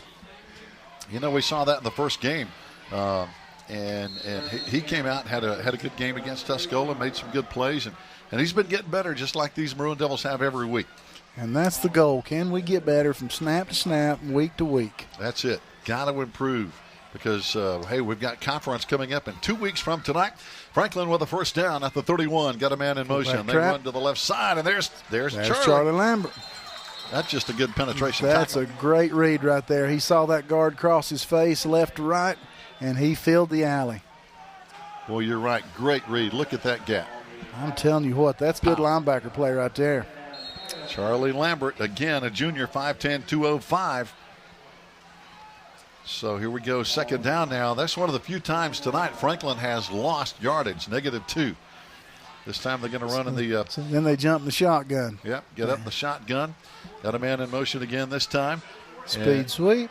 And they run it to the left side. And again, over there, good tackle again as our player of the week this week, Jacob Langston. 40-so, got a late flag over there. Somebody said something. See, that right there cannot happen. It just cannot happen. Yeah. Somebody said something, and that's going to result in an unsportsmanlike on somebody. Yes, sir, I'm afraid you're right. And so now, third down. Good play defensively. Maroon Devils really strung the play out well. Oh, it's going to be against us, though. You just cannot shoot yourself in the foot like that when you've had two really, really good plays back to back, and you've got them in a tough spot. They were going to be 3rd and long, and we just gifted them the first down. We got to be more disciplined. And, Mike, you're right. That's a 15-yard penalty. Ball moves all the way out to their 47-yard line, and we had them 3rd down and 12. Well, we'd held them right there for a 2-yard loss, and that's a $17 bill right there we gave up. Oh, that's bad. That's a tough penalty, and I'm sure the coaches will. We'll make up for it right here, though. Look at that. Good play again. Good penetration. This time coming up, several helmets. Hunter Burrell, among others, in on the tackle. So there's Charlie again. He's just got to come under control so that he can break down and just settle his feet just a little bit. Right there he is. Break down, and you make the tackle. You don't knock the guy out, but you make the tackle for a 6-yard loss. Oh, no, that's a win. Charlie Lampwer was in the Franklin Panther backfield. He's really reading that offensive line well right now if he'll just come under control. Because now we both know the Franklin coaching staff, they're watching him fly around, and they're going to get him with a counter here in just a minute. You're right.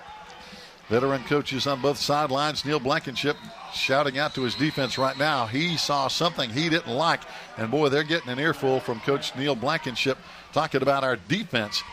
Somebody is out of position.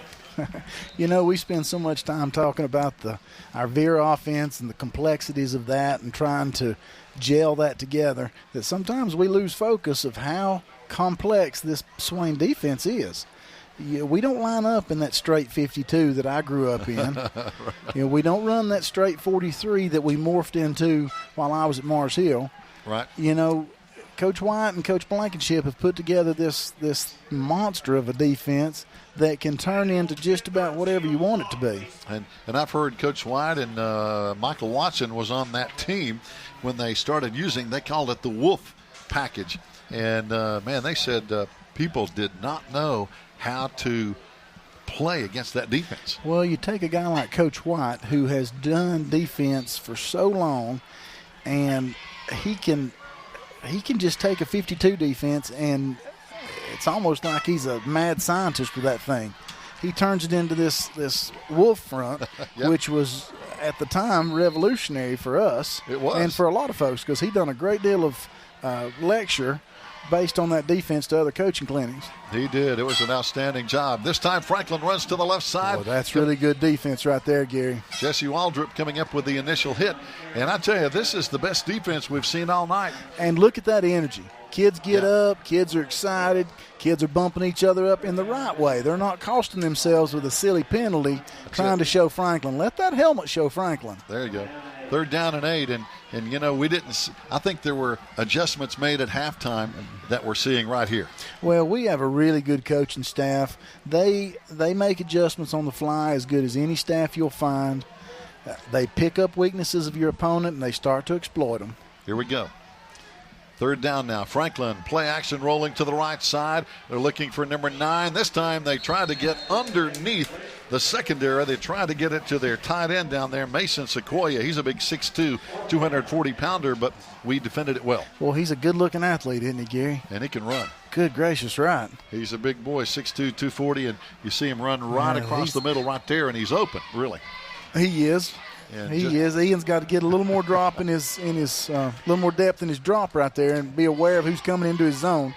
Because when you get a big guy like that can run in the open field, he's hard to tackle one-on-one. People see that on Sunday when they watch Gronkowski play, don't they? There you go. That's good defense. 4th down now. We're forcing Franklin to punt on 4th and 8.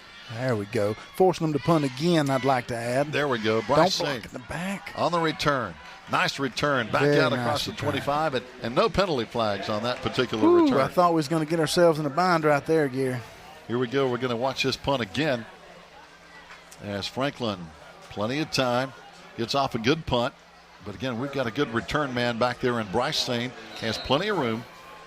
I don't know if we'll be able to see it in the replay. We just about blocked in the back right there, and he pulled. Ooh, boy, that was close. Yeah, I'm glad that official didn't have itchy hanky finger. Yeah, coming down quickly was Gavin Riddle, number 52, their defensive tackle. Here we go. As coming up, running on the first carry is going to be Damian Lossey, our sophomore quarterback, and he gets about 4. 2nd and 6 on the way. Hey, I'll tell you, he's about as confident a runner as we've seen lately coming out of that quarterback position. He's not especially afraid. As a sophomore. He's not afraid. He has no fear. As we've seen him take some pretty good licks. Here we go. Split backs. One got twins on the left side this time. Franklin got 5 men up on the line of scrimmage. A 52 look on D. They hand off to Bryce Sane, right side. Well, that's a good cut. Nice run by Bryce. He's just shy of a first down. Nice little jump cut right in the hole, though, so he could get up over the trash. Yeah. There again, that line surge is really solid, really solid. He makes that kid miss right there. That's a good run. Good run, and again, good blocking up front. We saw good penetration up there. Jacob Langston. And I'll tell you, that Nolan Brown's a man at 6'2", 300. He gets after you. He moves around really well. He's the center, and I'm not sure he comes off the field except for special teams, does he? You're right. He's out there all night. And this time our Maroon Devils stay on the ground. We get the first down. So outstanding job. Move the sticks. First down and 10 with 8 minutes to play in the third quarter. Franklin leads 14-0. I think if I was Damien, I'd just get right in Nolan's hip pocket too. That's a good guy to run behind. Absolutely. I'm a little bigger than Damien, but I can still run behind Nolan. So good run by Damien behind Nolan Brown. Of course, Nolan comes by and honest, doesn't he? He sure does. He comes from a line of athletes. He does. Left side. This time Maroon Devils stay on the ground again. Again over there with Nolan Brown and Big Nick Millsaps and company. And I know folks can't see it on the radio, Gary, but I watched Nolan that play, and he took his guy, and they just pancaked him. And what does Nolan do? He sticks his hand out and helps him up. There you go. That's what it's all about right there is let's play the game. I got you this time. You'll get me next maybe, but we'll just play the game. Yep. I really like that. He's a player. Here we go. This time Damien looking to throw. Oh, overthrows his man, and it's intercepted in the hands of Tyler Harrison. Back up the field, and they've got up the 42-yard line.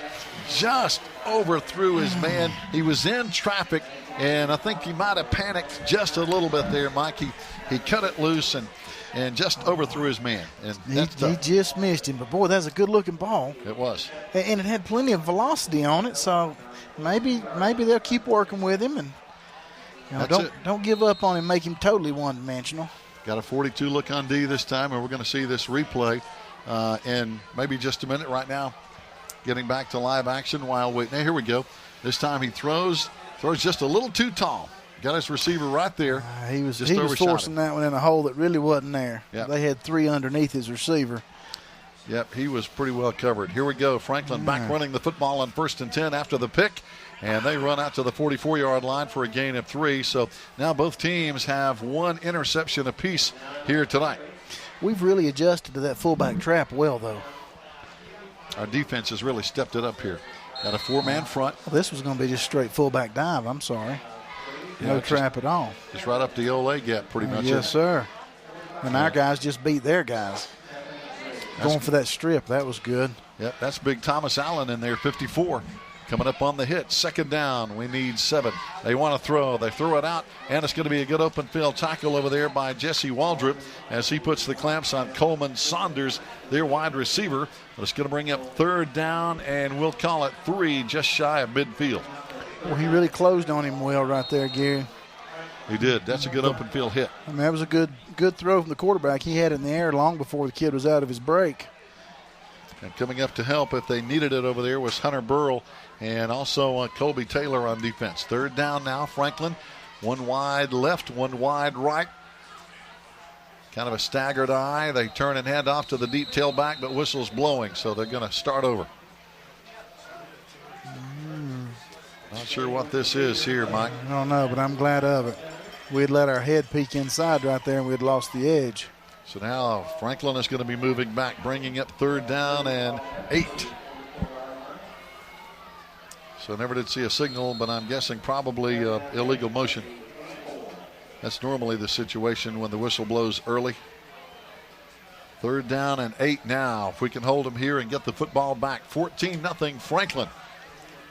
Under 6 minutes to play in the 3rd quarter. Franklin back to throw, firing. Ball is going to be knocked up in the air. No penalty flag is down. That's a good play over there by Jesse Waldrop on their wide receiver. Jesse's been solid out there. He has. Good play over there. So now 4th down. They're going to have to punt, Mike, on 4th down and 8. I am glad to see our defense kind of figure it out, settle down, start trusting each other and play.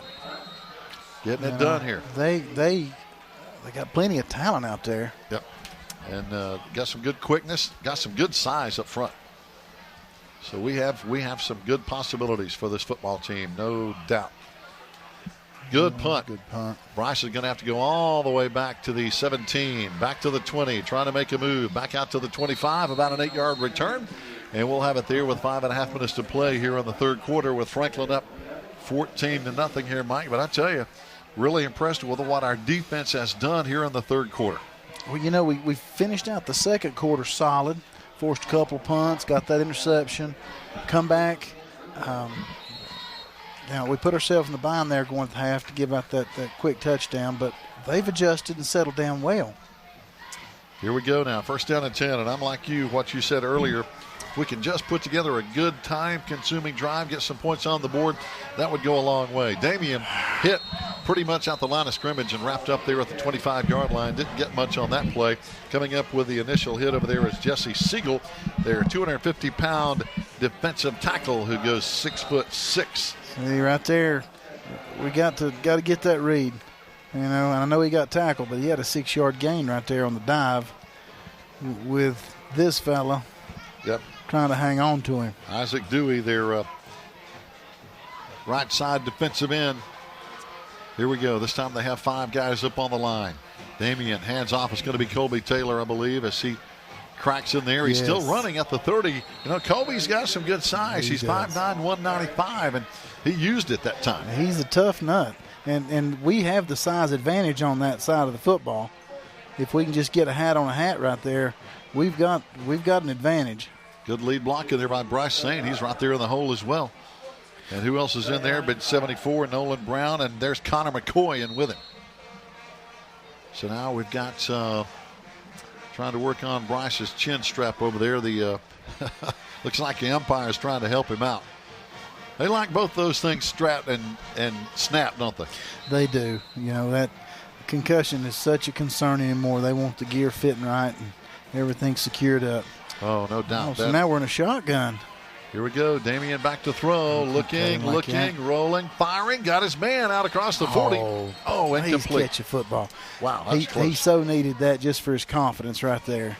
So that was close to being a complete pass there, Mike. I believe that was Hunter Call out there, number 8.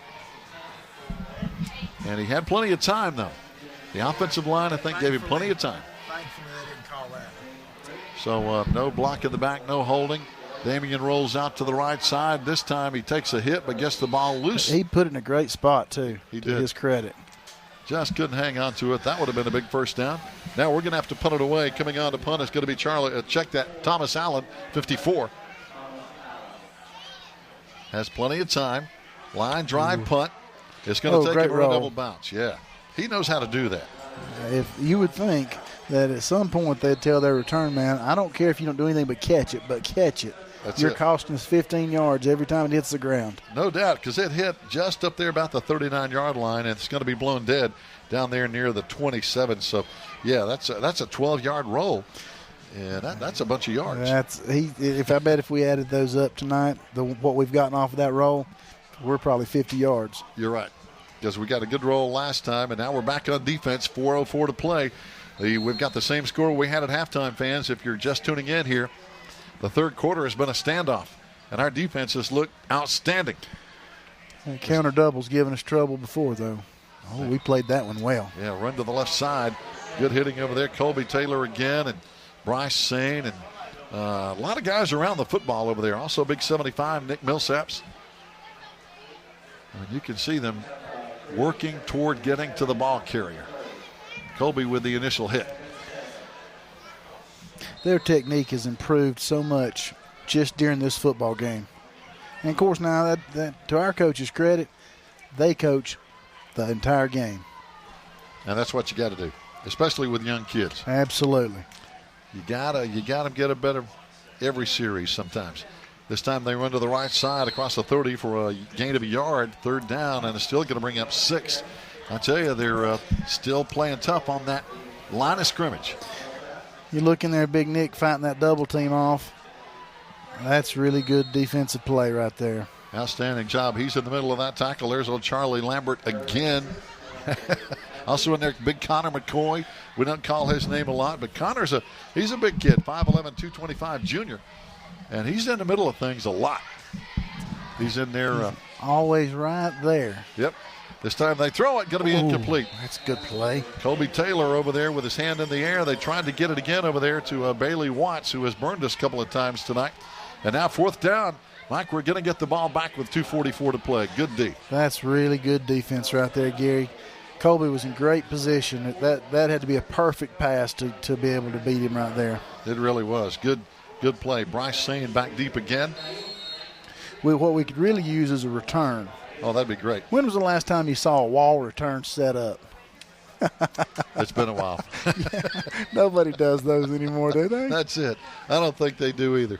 They just turn their return guy loose and let him pick his way. Yeah, and just hope he can get in a seam. That's it. Find a gap and go. No return this time.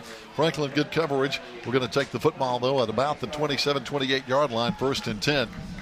But, yeah, you don't see many walls, whether it's kickoff returns, punt returns.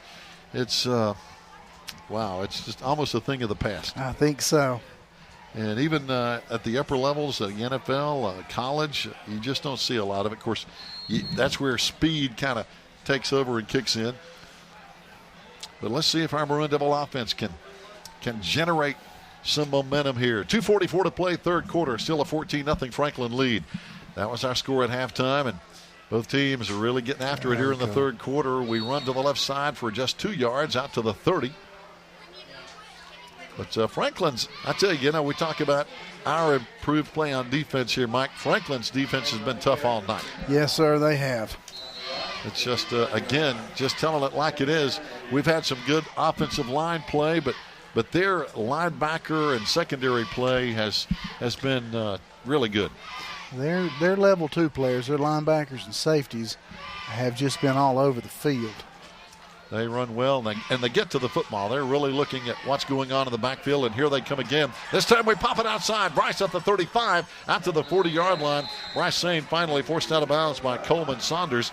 But that was just some good movement by Bryce, because they had a man up front, but he popped it outside and broke it. He stuttered right there in the hole and set that up really, really well. Because they had some guys right there, but he just outran them to the corner. And we had some good blocking to try to keep them sealed in. So good run by Bryce Sane, one of our best runs of the night. Yeah, we needed that one. We needed that one. Twins out to the right side, split backs behind Damian Lossy. Lossy is going to run the option, pitches out. Here comes a nice run to the right side by Bryce into Franklin territory at the 42-yard line. Now that's back-to-back outstanding running plays. Getting up slowly is Chase Hughes. Chase kind of limping back. He's going to stay in the game, and he's okay. But a great play. That's absolutely the way you draw it up right there. Good blocking, good open field, and good timing on the pitch. Damian's learning too, isn't he? He seems to be getting better snap by snap.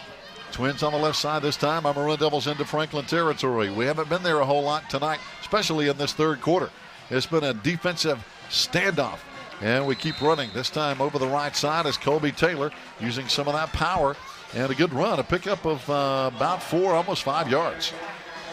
If you can do that, Mike, as you know, 4 or 5 at a crack, that changes the momentum as compared to 2 or 3 at a crack. Absolutely. If we can clip those off 4 or 5 yards at a time, we can get them on their heels. Our guys can get even more confident. Strong side right. Uh-oh. Well, good second effort to get something basically out of nothing by Bryce Sane. He was in a traffic jam. I tell you, on the replay, it looked like that Damian wanted to pull that, and Bryce had already locked down on it. You're right. Yeah, they both kind of went together, didn't they? Yeah, that worked out good. He'll just push him through. Wow. He just wouldn't stop driving his legs. That's what got him the extra yards. He's a strong fella.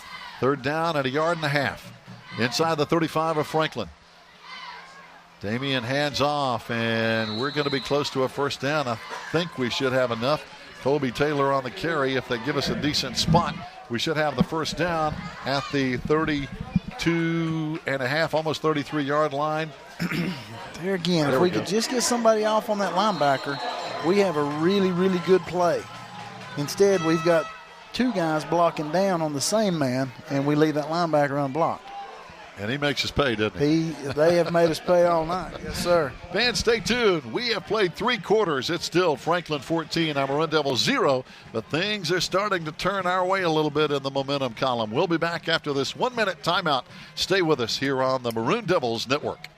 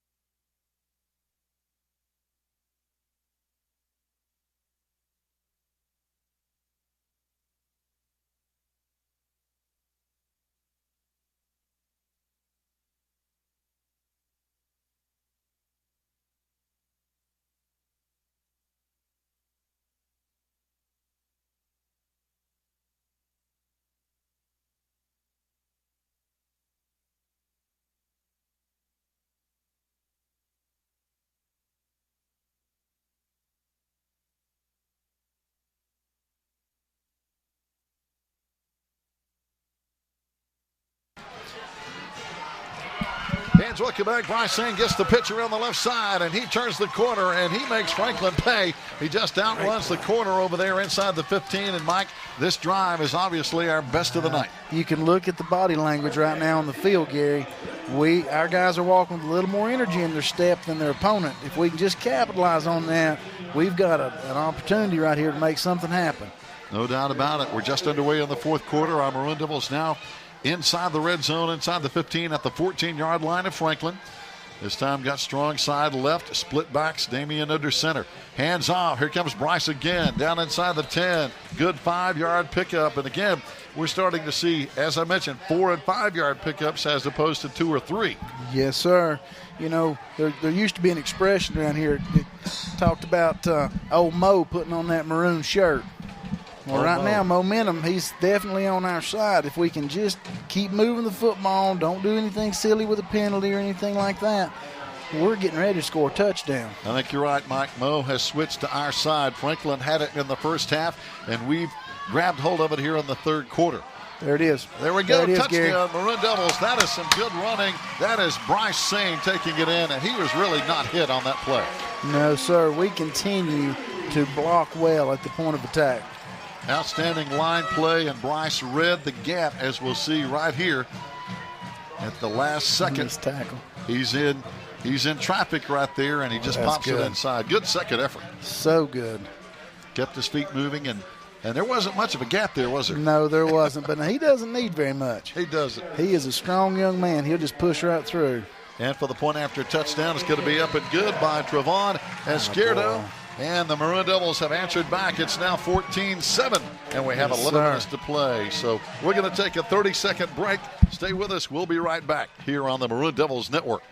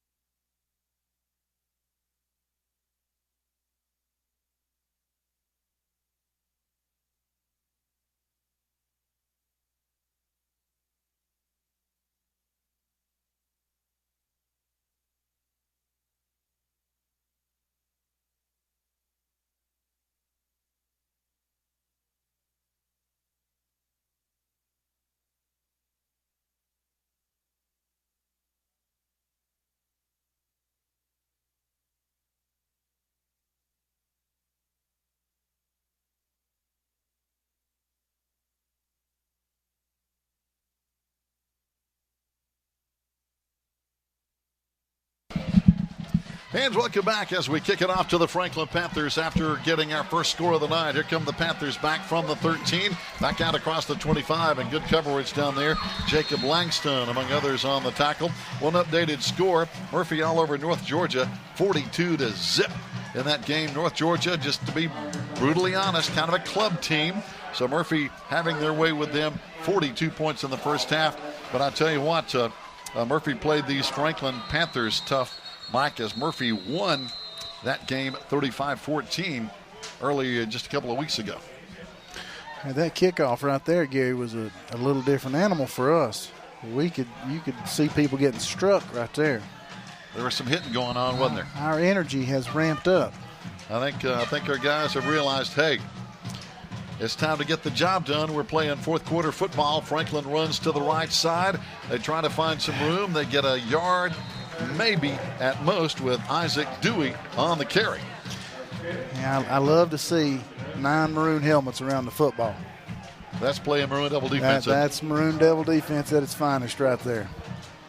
Getting the job done. We have seen it, well, all the way through the second half. We're early in the fourth quarter, but we shut them down in the third quarter. Let's see if we can continue to do that here in the fourth quarter and give us a shot here.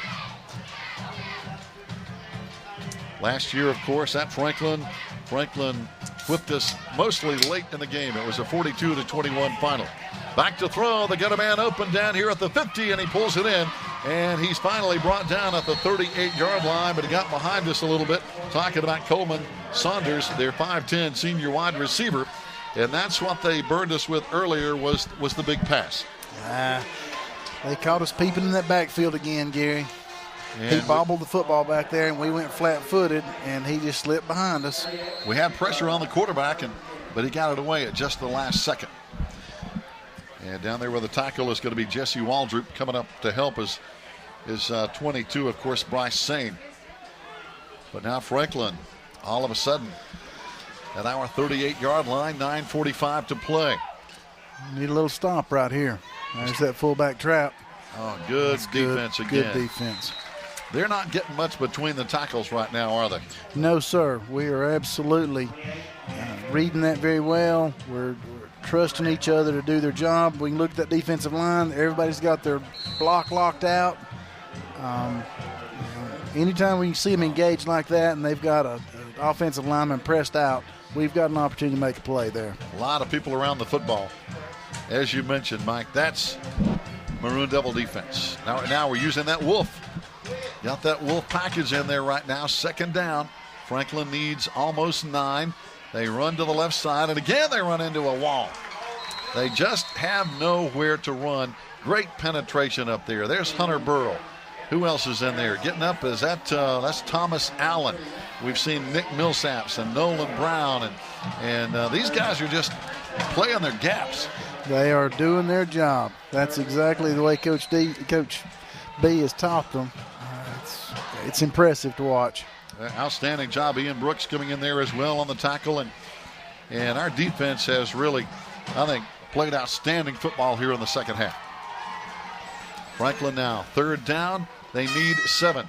Back to throw is going to be Blake Gibson. Firing down the middle. He's got a man with a step, and he got it. No, they say off the ground. They say it was on the ground. Boy, the Franklin Panther fans and coaches are not going to like that. And we're going to see the replay. That's something the people on the field don't have. That ball was pretty well thrown as he waited until the receiver started to break open down inside the 20, splitting 2 defenders. Right there, it hit the ground. Good call. Good call. The ball hit the ground, no question about it. Good work over there by Coleman Saunders to make it look good, but it hit the ground. And that's why they have instant replay in the NFL. I can hear Coach Tommy Dills back when he used to coach secondary for us, just screaming, "Deep is the deepest, deep is the deepest." Oh boy, that was close. Fourth down, Franklin's going for it. The quarterback steps up, he's being chased, he gets away, and he is going to be short of the first down, I believe. I think if they spot it at the 29, it should be our football. That was great pursuit right there on the football. Of course, I guess that's why he was player of the week last week, wasn't it? Here, Thomas, I tell you, or Jacob Langston, outstanding job. Here he comes again, and here comes big Nick Millsaps. He gets by them, but then coming up, there's 33, pushing him out of bounds. Good hustle by Ian Brooks. Boy, just a yard short. It's our football. Hey, folks, I'm telling you, we have the makings of a really good football team. Yep, and they call it a game of inches. They were right on that one. Absolutely, they were. Here we go with the football. 14-7, 8 minutes to play. We have plenty of time. We have the ball. And as Mike said a moment ago, we've got Mo, I think, swinging our way right now. Wearing a maroon shirt right now if we'll just keep working with him. But, you know, to go back to that defensive play right there, Gary, how many times do you see a 300-plus pound man out on the corner like that, busting himself to try to make sure he makes a stop? That's not a lot. Not a lot. That's not what they're built for, but there he was. Trying to chug it down. That's impressive. Nick has the size to play at the next level. And he's got another year after this one to keep improving. Oh, boy, we ran into a hard tackle over there. That was Dylan Price, one of their 5'8", 140-pound seniors. Sometimes it's not the size of that dog, but he came up and hit us. Well, the numbers were against us right there. They had more defenders than we had offenders. Yeah, that math is not good math, is it? It never lies. Third down now. We still need about 4, fans. Big third down play here. 7 minutes to play in the game. We're down by 7 points. We hand off right side. And, I believe we got it. Colby Taylor out to the 40-yard line. Move the sticks. He's a tough running back, isn't he, Gary? He is. He's 195 pounds, goes about 5'9". And that's a pretty strong package. That's a good package. And this first contact right here, don't bring him down. He gets 2 more yards after that initial lick. And that's what got us the first down. That was what got us the first down, yes, sir. That's what you call that old want to. Pure old want to. Yep. That's what separates them. Here we go. Split backs again. Damian, plenty of time. 6.5 to play. At hour 41, we run it to the right side as Colby again. Only got a couple of yards. It's going to bring up 2nd down and 8. As again, there's Franklin's linebackers and safety coming up on the hit. That middle linebacker comes up and kind of blows up the play. We still haven't gotten off on that second level with any sort of consistency. They have some active linebackers. Of course, their defensive line's not bad. No. Give them credit. They're standing us up some, but they're eating those 2 blockers up. Yep. And when we should be getting that combination block right there, and it's not happening. Here we go. Jacob on the right side. We run to the left side. This time it's going to be Bryce Sane for a couple more yards, but that's going to bring up 3rd down and 5 now. 5:45 to play in the game. 14-7. We need 7 to tie.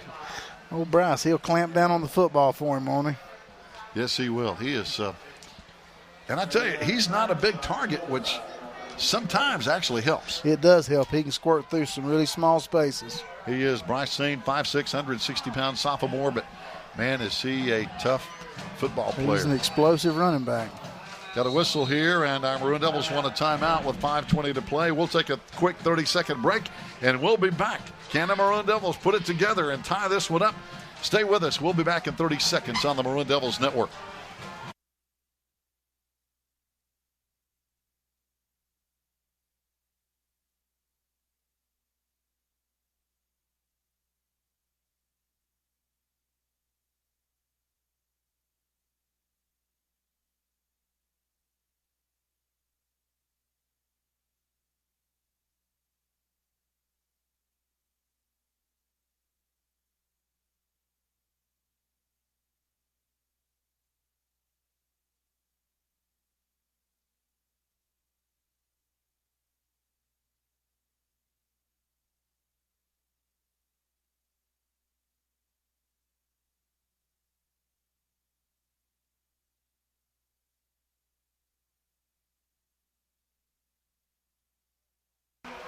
And welcome back here on a Friday night. Gary Ayers along with special guest Mike Treadway here on a Friday. And Mike, I tell you, you picked a good one to come and help us with because our Maroon Devils fighting tooth and nail here in the 4th quarter. Hey, they came to play, Gary. No doubt, a great effort tonight. Langston lining up, strong side right. Here comes Damian throwing over the middle. He's got a big tight end at the 35-30, down to the 27-yard line. Jacob Langston wide open. Wow, what a play. Oh, that's great, Gary. We were just talking earlier. We remembered the days when we would just do a little tight end dump pass for that short yardage gain, and there he is. He got behind the secondary, and they just caught him. But he was wide open. Good pass, good play, good execution. Oh, that was a great call on Coach Marr's part right there. He set him up perfectly. Wow, what a play, and what a time to call it. You've been saving that one all night. That came at a great time now. 5 minutes to play. We have the football. We're down 7 inside their 30. Damian in trouble. He pitches back. Colby actually got a yard or two when there was nothing. He was in the backfield with nowhere to go. There was nothing there because we misread that one. The dive was there. And on the replay, you can see old Sane hits that slick, and he pulls it. And here come the defenders. Yes, sir. And there's three maroon hats, four red hats right there, and he just makes them miss. Wow. Colby, good job. By the way, the Murphy game has been called due to a police situation at a local store near the stadium. Final score after we could only play 42-0 Murphy wins. They called the game because of a police situation. That's different. Here we go. Bryce Sane to the right side, has some room. 15-10, he may score. Bryce knocked out of bounds inside the 3-yard line with 4:10 to play, and the Maroon Devils trying to tie it up here. Looks like he's on the one, Gary. Wow, what a great run by Bryce. I thought he was going to take it in, Mike, but they got a hat on him right at the last second. That was excellent right there. Crazy situation there in Murphy. I'm going to pass this down to Sharon Burrell, and she can look at that score and pass that on down to, I know Bob Thomas likes those kind of things on the PA situation there. So we'll get them going here in a minute. Here we go. First down and goal at the 1-yard line. Mike, can we punch it in? Can we punch it in? Split backs. And I think we got it in. Touchdown, yes, Maroon sir. Devils. Anytime you say that offensive line 3 yards past with a ball snap, that's a win. Damian Lossy took it in just over the A-gap on the right side with 4:07 to play. And the Maroon Devils now are down 14-7, and here comes that all-big extra point. 14-13. Mike, we got to get that extra point. This is big for the youngster. And again, Trevon Esquerdo. Look at him. And that ties it up. Look at him come off the field right there, excited. How about that guy? He's pumped. 14-14 with 4:07 to play. And the Maroon Devils getting it done here tonight. Gosh, I love that enthusiasm, Gary. But this has been a great second half, Mike. You know, they led 14-0 at halftime. We have answered back. We haven't allowed them to score. We've tied it up at 14-all. It's a credit to our kids and our coaches. They didn't give up on each other. Had a few bad things happen there in the first half. Went in at the half. Got ourselves put back together. And here we come. This is exactly what you'd expect from a Maroon Devil team. Oh, no doubt about it. But I tell you, this team has grown a whole lot in the past 2 weeks. Yes, sir. So now we've got to kick it back, of course, to Franklin. And our defense has been up to the task here in the second half. Can we hold them one more time? And now the question is, I know there's still 4:07 to play, Mike. Now the question is, will we play after the tie? Or will it be a tie? How will these youngsters respond right here? Because now this is pressure. This is pressure, no question. Here we go. Trevon Esquerdo kicking it off. High, short, taking out the 24. Back out to the 25. Back out to the 30. They're trying to get some blockers, but good penetration over there. One of those over there is Jesse Waldrop with the open field tackle. And we hold Franklin down at the 35 with 4 minutes to play. You've called Jesse's name a bunch tonight, Gary. He has been a busy young man, number 15. He certainly has. We've done a great job stringing that one out. That returner was just looking for a crease he could exploit, and we just kept stringing it out. That's it. Take it to the sideline. I'd like to have a nickel for every one of those drills that we've done in practice just for that very situation. Oh, boy. First down and 10. Franklin runs to the right side. They give it to their big back, and he runs for about 8-9 yards. One of the better carries tonight for 34, Isaac Dewey. And now they're looking at second down and short. We've got somebody down up there. Let's see who is hurt on the field. See if we can get a number. That's Jacob Langston. Number 47, Jacob Langston. He's our player of the week. Has all the hallmarks of a cramp. Yep, looks like a cramp. Certified athletic trainer Kerry Powell out there stretching that cramp out. You know, we saw some of those the first game against Tuscola. There was a lot of cramps on both sides, and this time of the year, you're going to see some. Yes, sir. That's to be expected. And, you know, and I know a lot of us old-timers, first thing we're going to say is, well, they ought to run them, Gary. They ought to get them out there and get them in shape some. Well, folks, not quite the way it is. I promise you, they're conditioning. Oh, no doubt about it. So looking at the running game here tonight, our Maroon Devils 50 carries, 206 yards, and our defense has really stepped it up. 21 carries, 105 yards for Franklin. Wow, that's a big stat. As an old defensive guy right there, that makes my heart swell with pride, Gary. That's big. That's huge. Leading the way, Bryce Sane, 25 carries, 134 yards, averaging 5.4 and a touchdown. Also tonight, Damian Lossey, 14 for 38.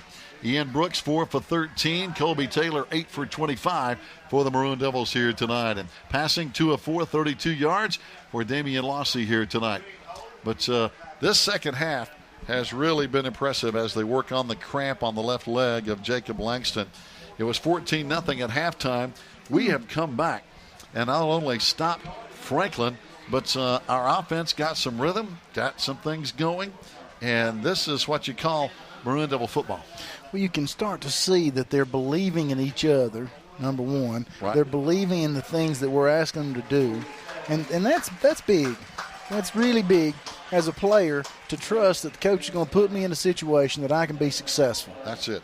If the guys will listen to their coaches, they're going to get the job done. Oh, absolutely.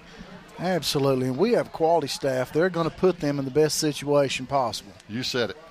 They've been around the block a time or two. They know this game. Oh, my goodness. Of course, all these guys grew up here in this program and know this program.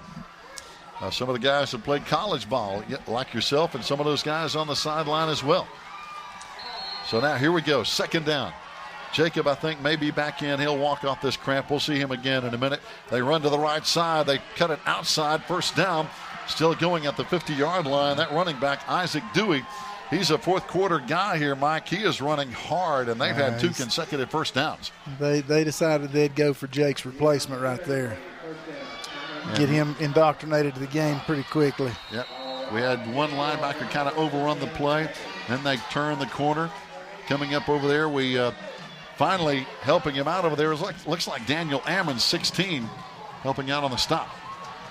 All right, here we go. Franklin right on the 50-yard line, 1st and 10, 3:18 to play. We're tied at 14. They hand off and run to the right side. We actually catch him from behind, but they got 7 yards, and all of a sudden, Mike, they're really controlling the line of scrimmage. We just overran that fullback trap again.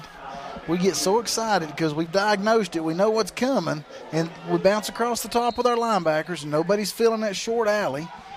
And we actually catch him from behind over there with Chase Hughes, who caught him. Who came from the opposite side.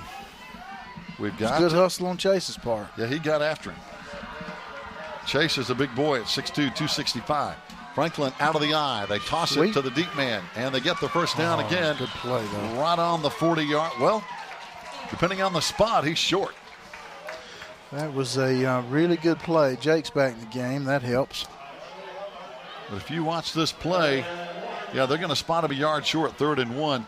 He almost got there, but Jacob Langston wrapped him up, and over there again, big Nick Millsaps to get his upper half. Here they go. They're going to run it, and they're going to get the first down. Yeah, quarterback keeper. And boy, Mike, I hope we don't run out of steam, Gary. We have fought so hard to get back in this football game. We have. That we sure don't want to run out of steam this close to the end. Well, you know, we've got 8 players playing both ways. And here's big 54, Thomas Allen on that last tackle. Now down to 2 minutes. Both teams have 2 timeouts left. Clock management really big right now. That will start to factor into the contest right here. Yes, it is. 2 wide for the Panthers. They run to the right side. And this time, good coverage up front. There's Jacob Langston again on the tackle. No wonder he was player of the week last week. I see exactly why. Gracious. He may be again this week. Yeah, he's played a whale of a game. Gosh, oh, Pete. I'd hate to be the guy that tries to pick out that particular one person. That's tough. I mean, we've had outstanding efforts tonight from people like Bryce Sane, like Jacob Langston, like Nolan Brown, Nick Millsaps, Damian Lossy. We could go on and on. Toss to the right side this time. Again, it's going to be Tyler Harrison. Come on, Charlie.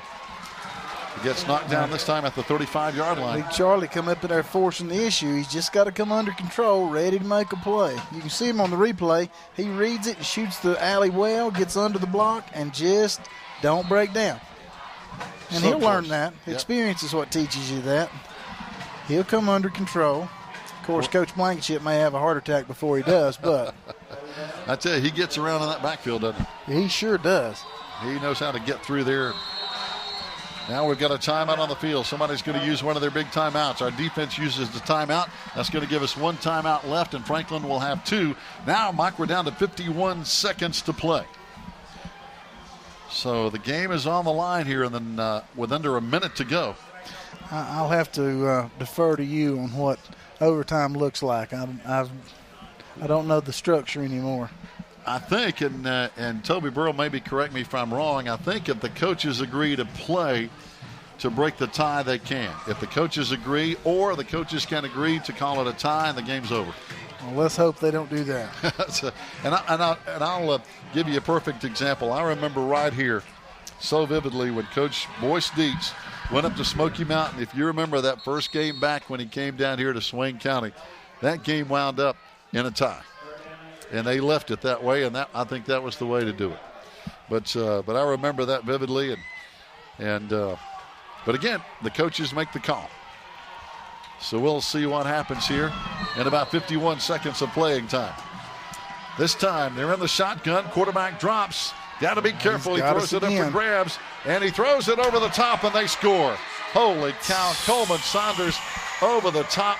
And that could be a game-winning score with 45 seconds left in the game. That could very well be, Gary. And you know the heartbreaking part of that is we were in position to make a play. We were, and that quarterback read that perfectly. He's done it to us. Well, he throws a good ball, doesn't he? He throws a great pass. And that receiver's the only guy that could get it, and he just out-jumped us. And that's 14. Coleman Saunders, 5'10", but he just went up and got it. He sure did a good job. Big play there by the Franklin passing game, and they put it up with 45 seconds to play. And they boot it through for the extra point. We're going to keep it right here.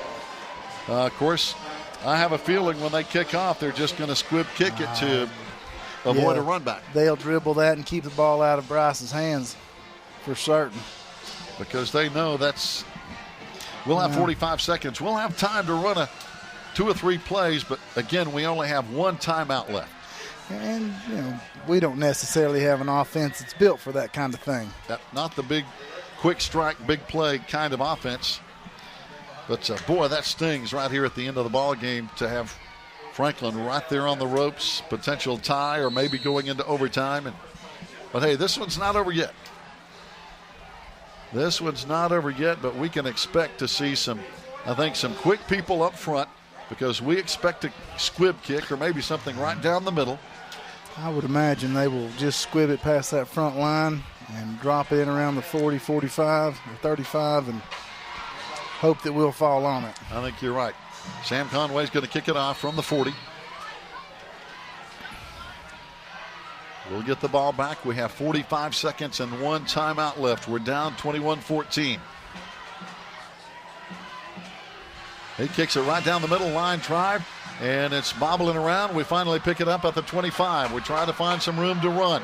We run around the right side out across the 30-yard line. On the return over there is Jesse Waldrop.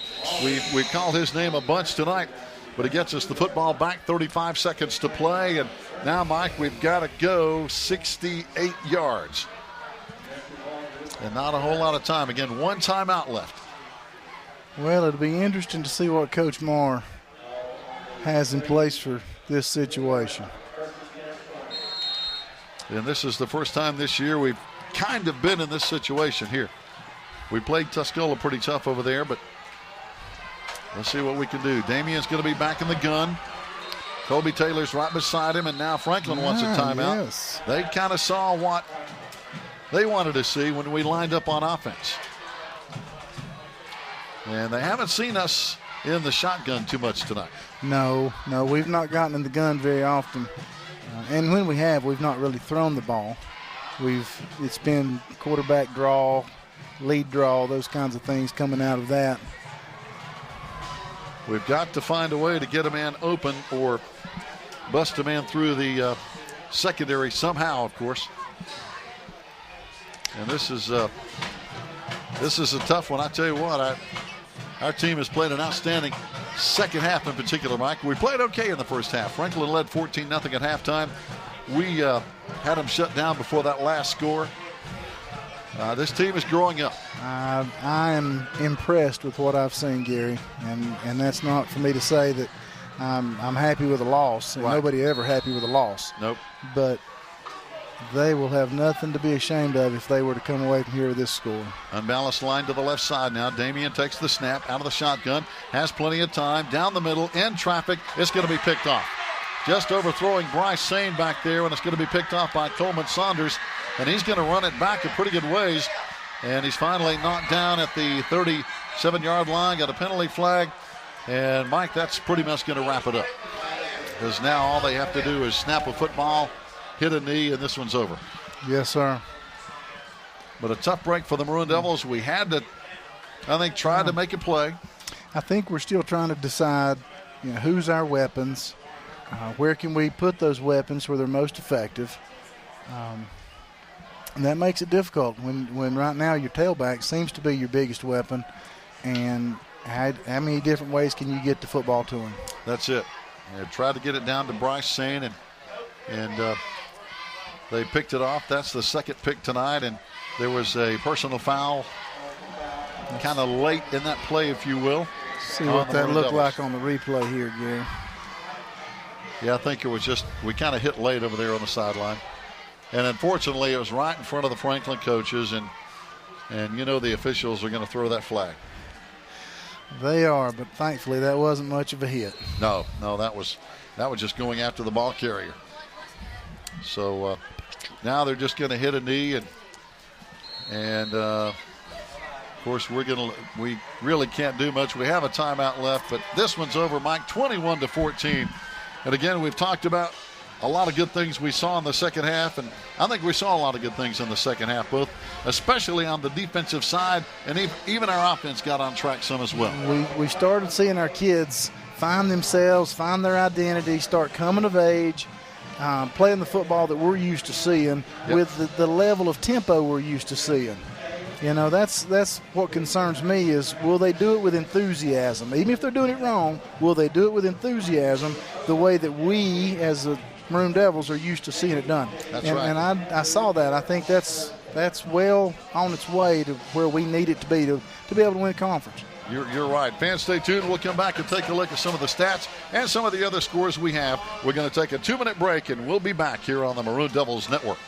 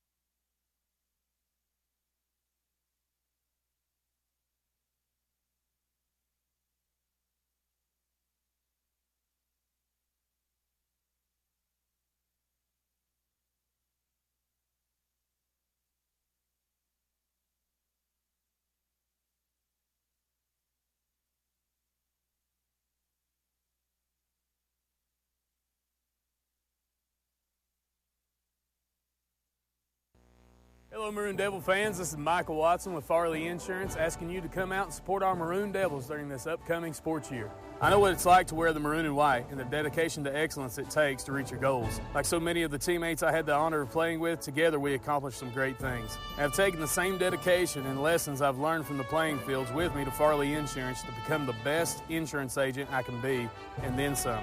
Whether it's home, auto, life, health, business, or commercial, FARLEY Insurance is dedicated to making sure we take care of you and your family. Come be a part of the largest independently owned insurance company in the Smoky Mountain Conference, located at 264 US Highway 19, Bryson City, North Carolina. Numbers 828-366-2555. Again, 828-366-2555. I'm Michael Watson with FARLEY Insurance, your hometown insurance agent. And go Big Maroon.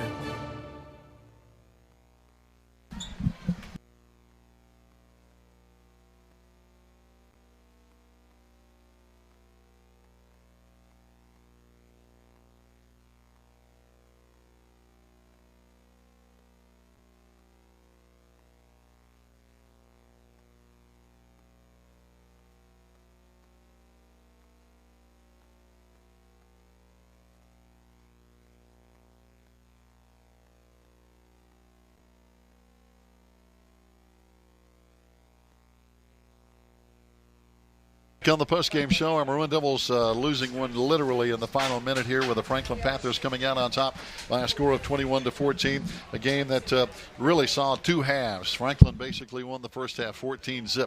Our Maroon Devils came back and tied it up with an outstanding third quarter of no-score defense. We didn't give up a single point. Then we put 14 points of our own on the board to tie it up. And then with under a minute to go, the Franklin Panthers fired it in the end zone again with their passing game and got it done. But we're going to see some replays here. As we're going to see our Maroon Devils get it done on defense, as we were talking about, Mike, as we look over the top. Franklin threw one a little too tall, and we're going to have a chance to pick this one off. You know, and the part that struck me about that, Gary, is the fact that our kids stayed at home and played assignment football. Obviously, they had studied the tape, and they knew that back was coming out of the backfield, going to run that little wheel route, and they were ready for it. Got it done. Here comes Damian Lossy, as he's going to look inside, hands it off. Bryce Sane in traffic, but how he gets loose. He does. He never lets his feet stop. He's always got his head up looking downfield, and his feet are moving. Outstanding job by Bryce Sane to get out of the traffic and punch it in the end zone here. And that was our first score here tonight. That made it a 14-7 ball game. Here comes Bryce Sane again. This time he's going to take this one and run to the right side.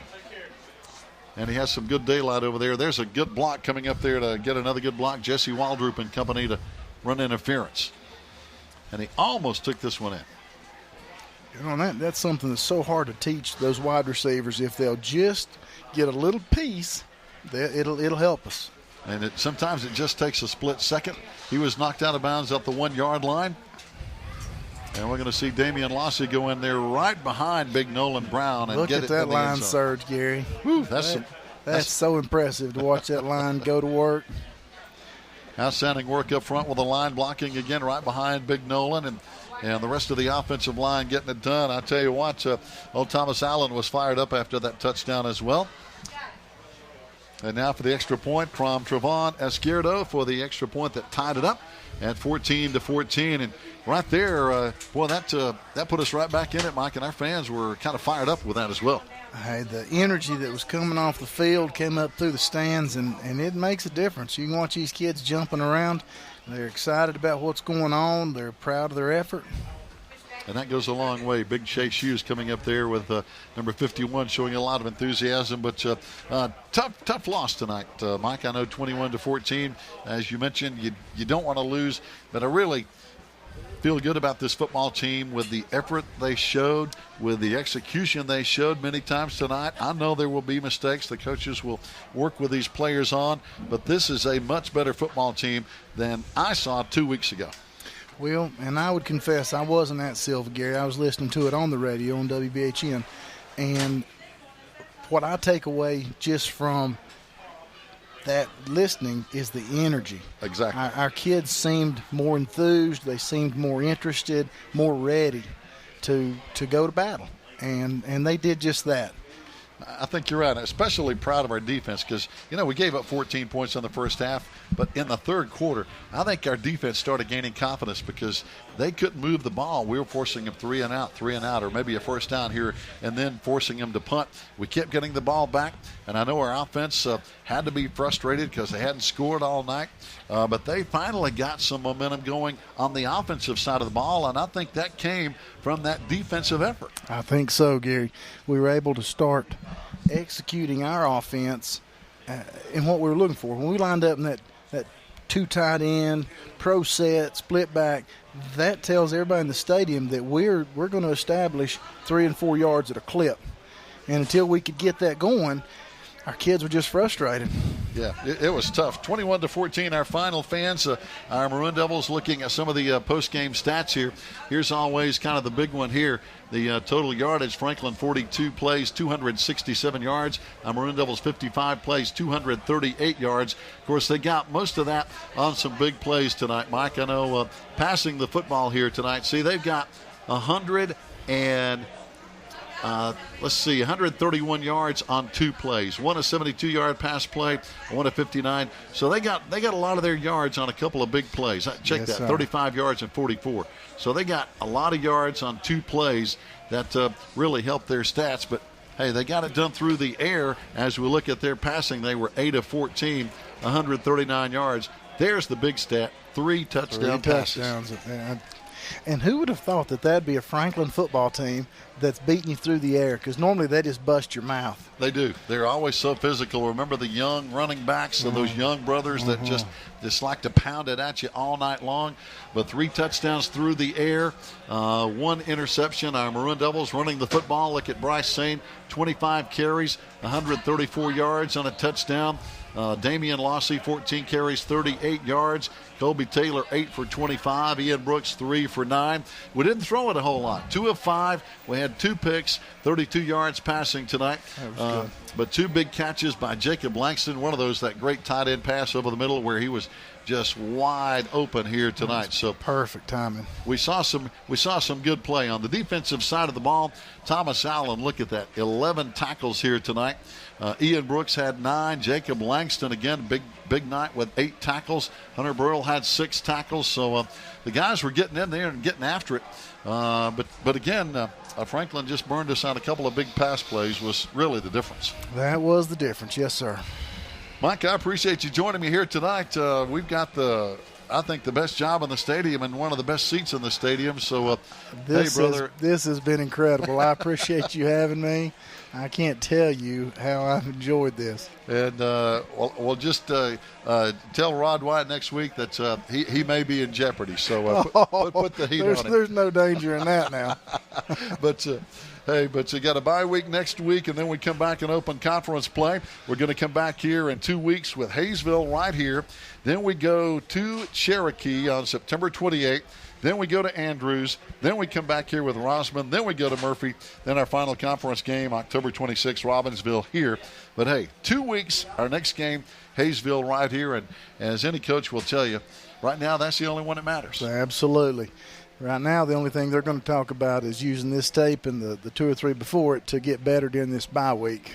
Yeah, let some get a couple of nagging injuries maybe heal up, Mike. And, excuse me, and that's kind of what that maybe give them a day or 2 off, but then they're going to come right back and go to work, aren't they? Yes, sir, they are. They're going to start trying to pick it apart.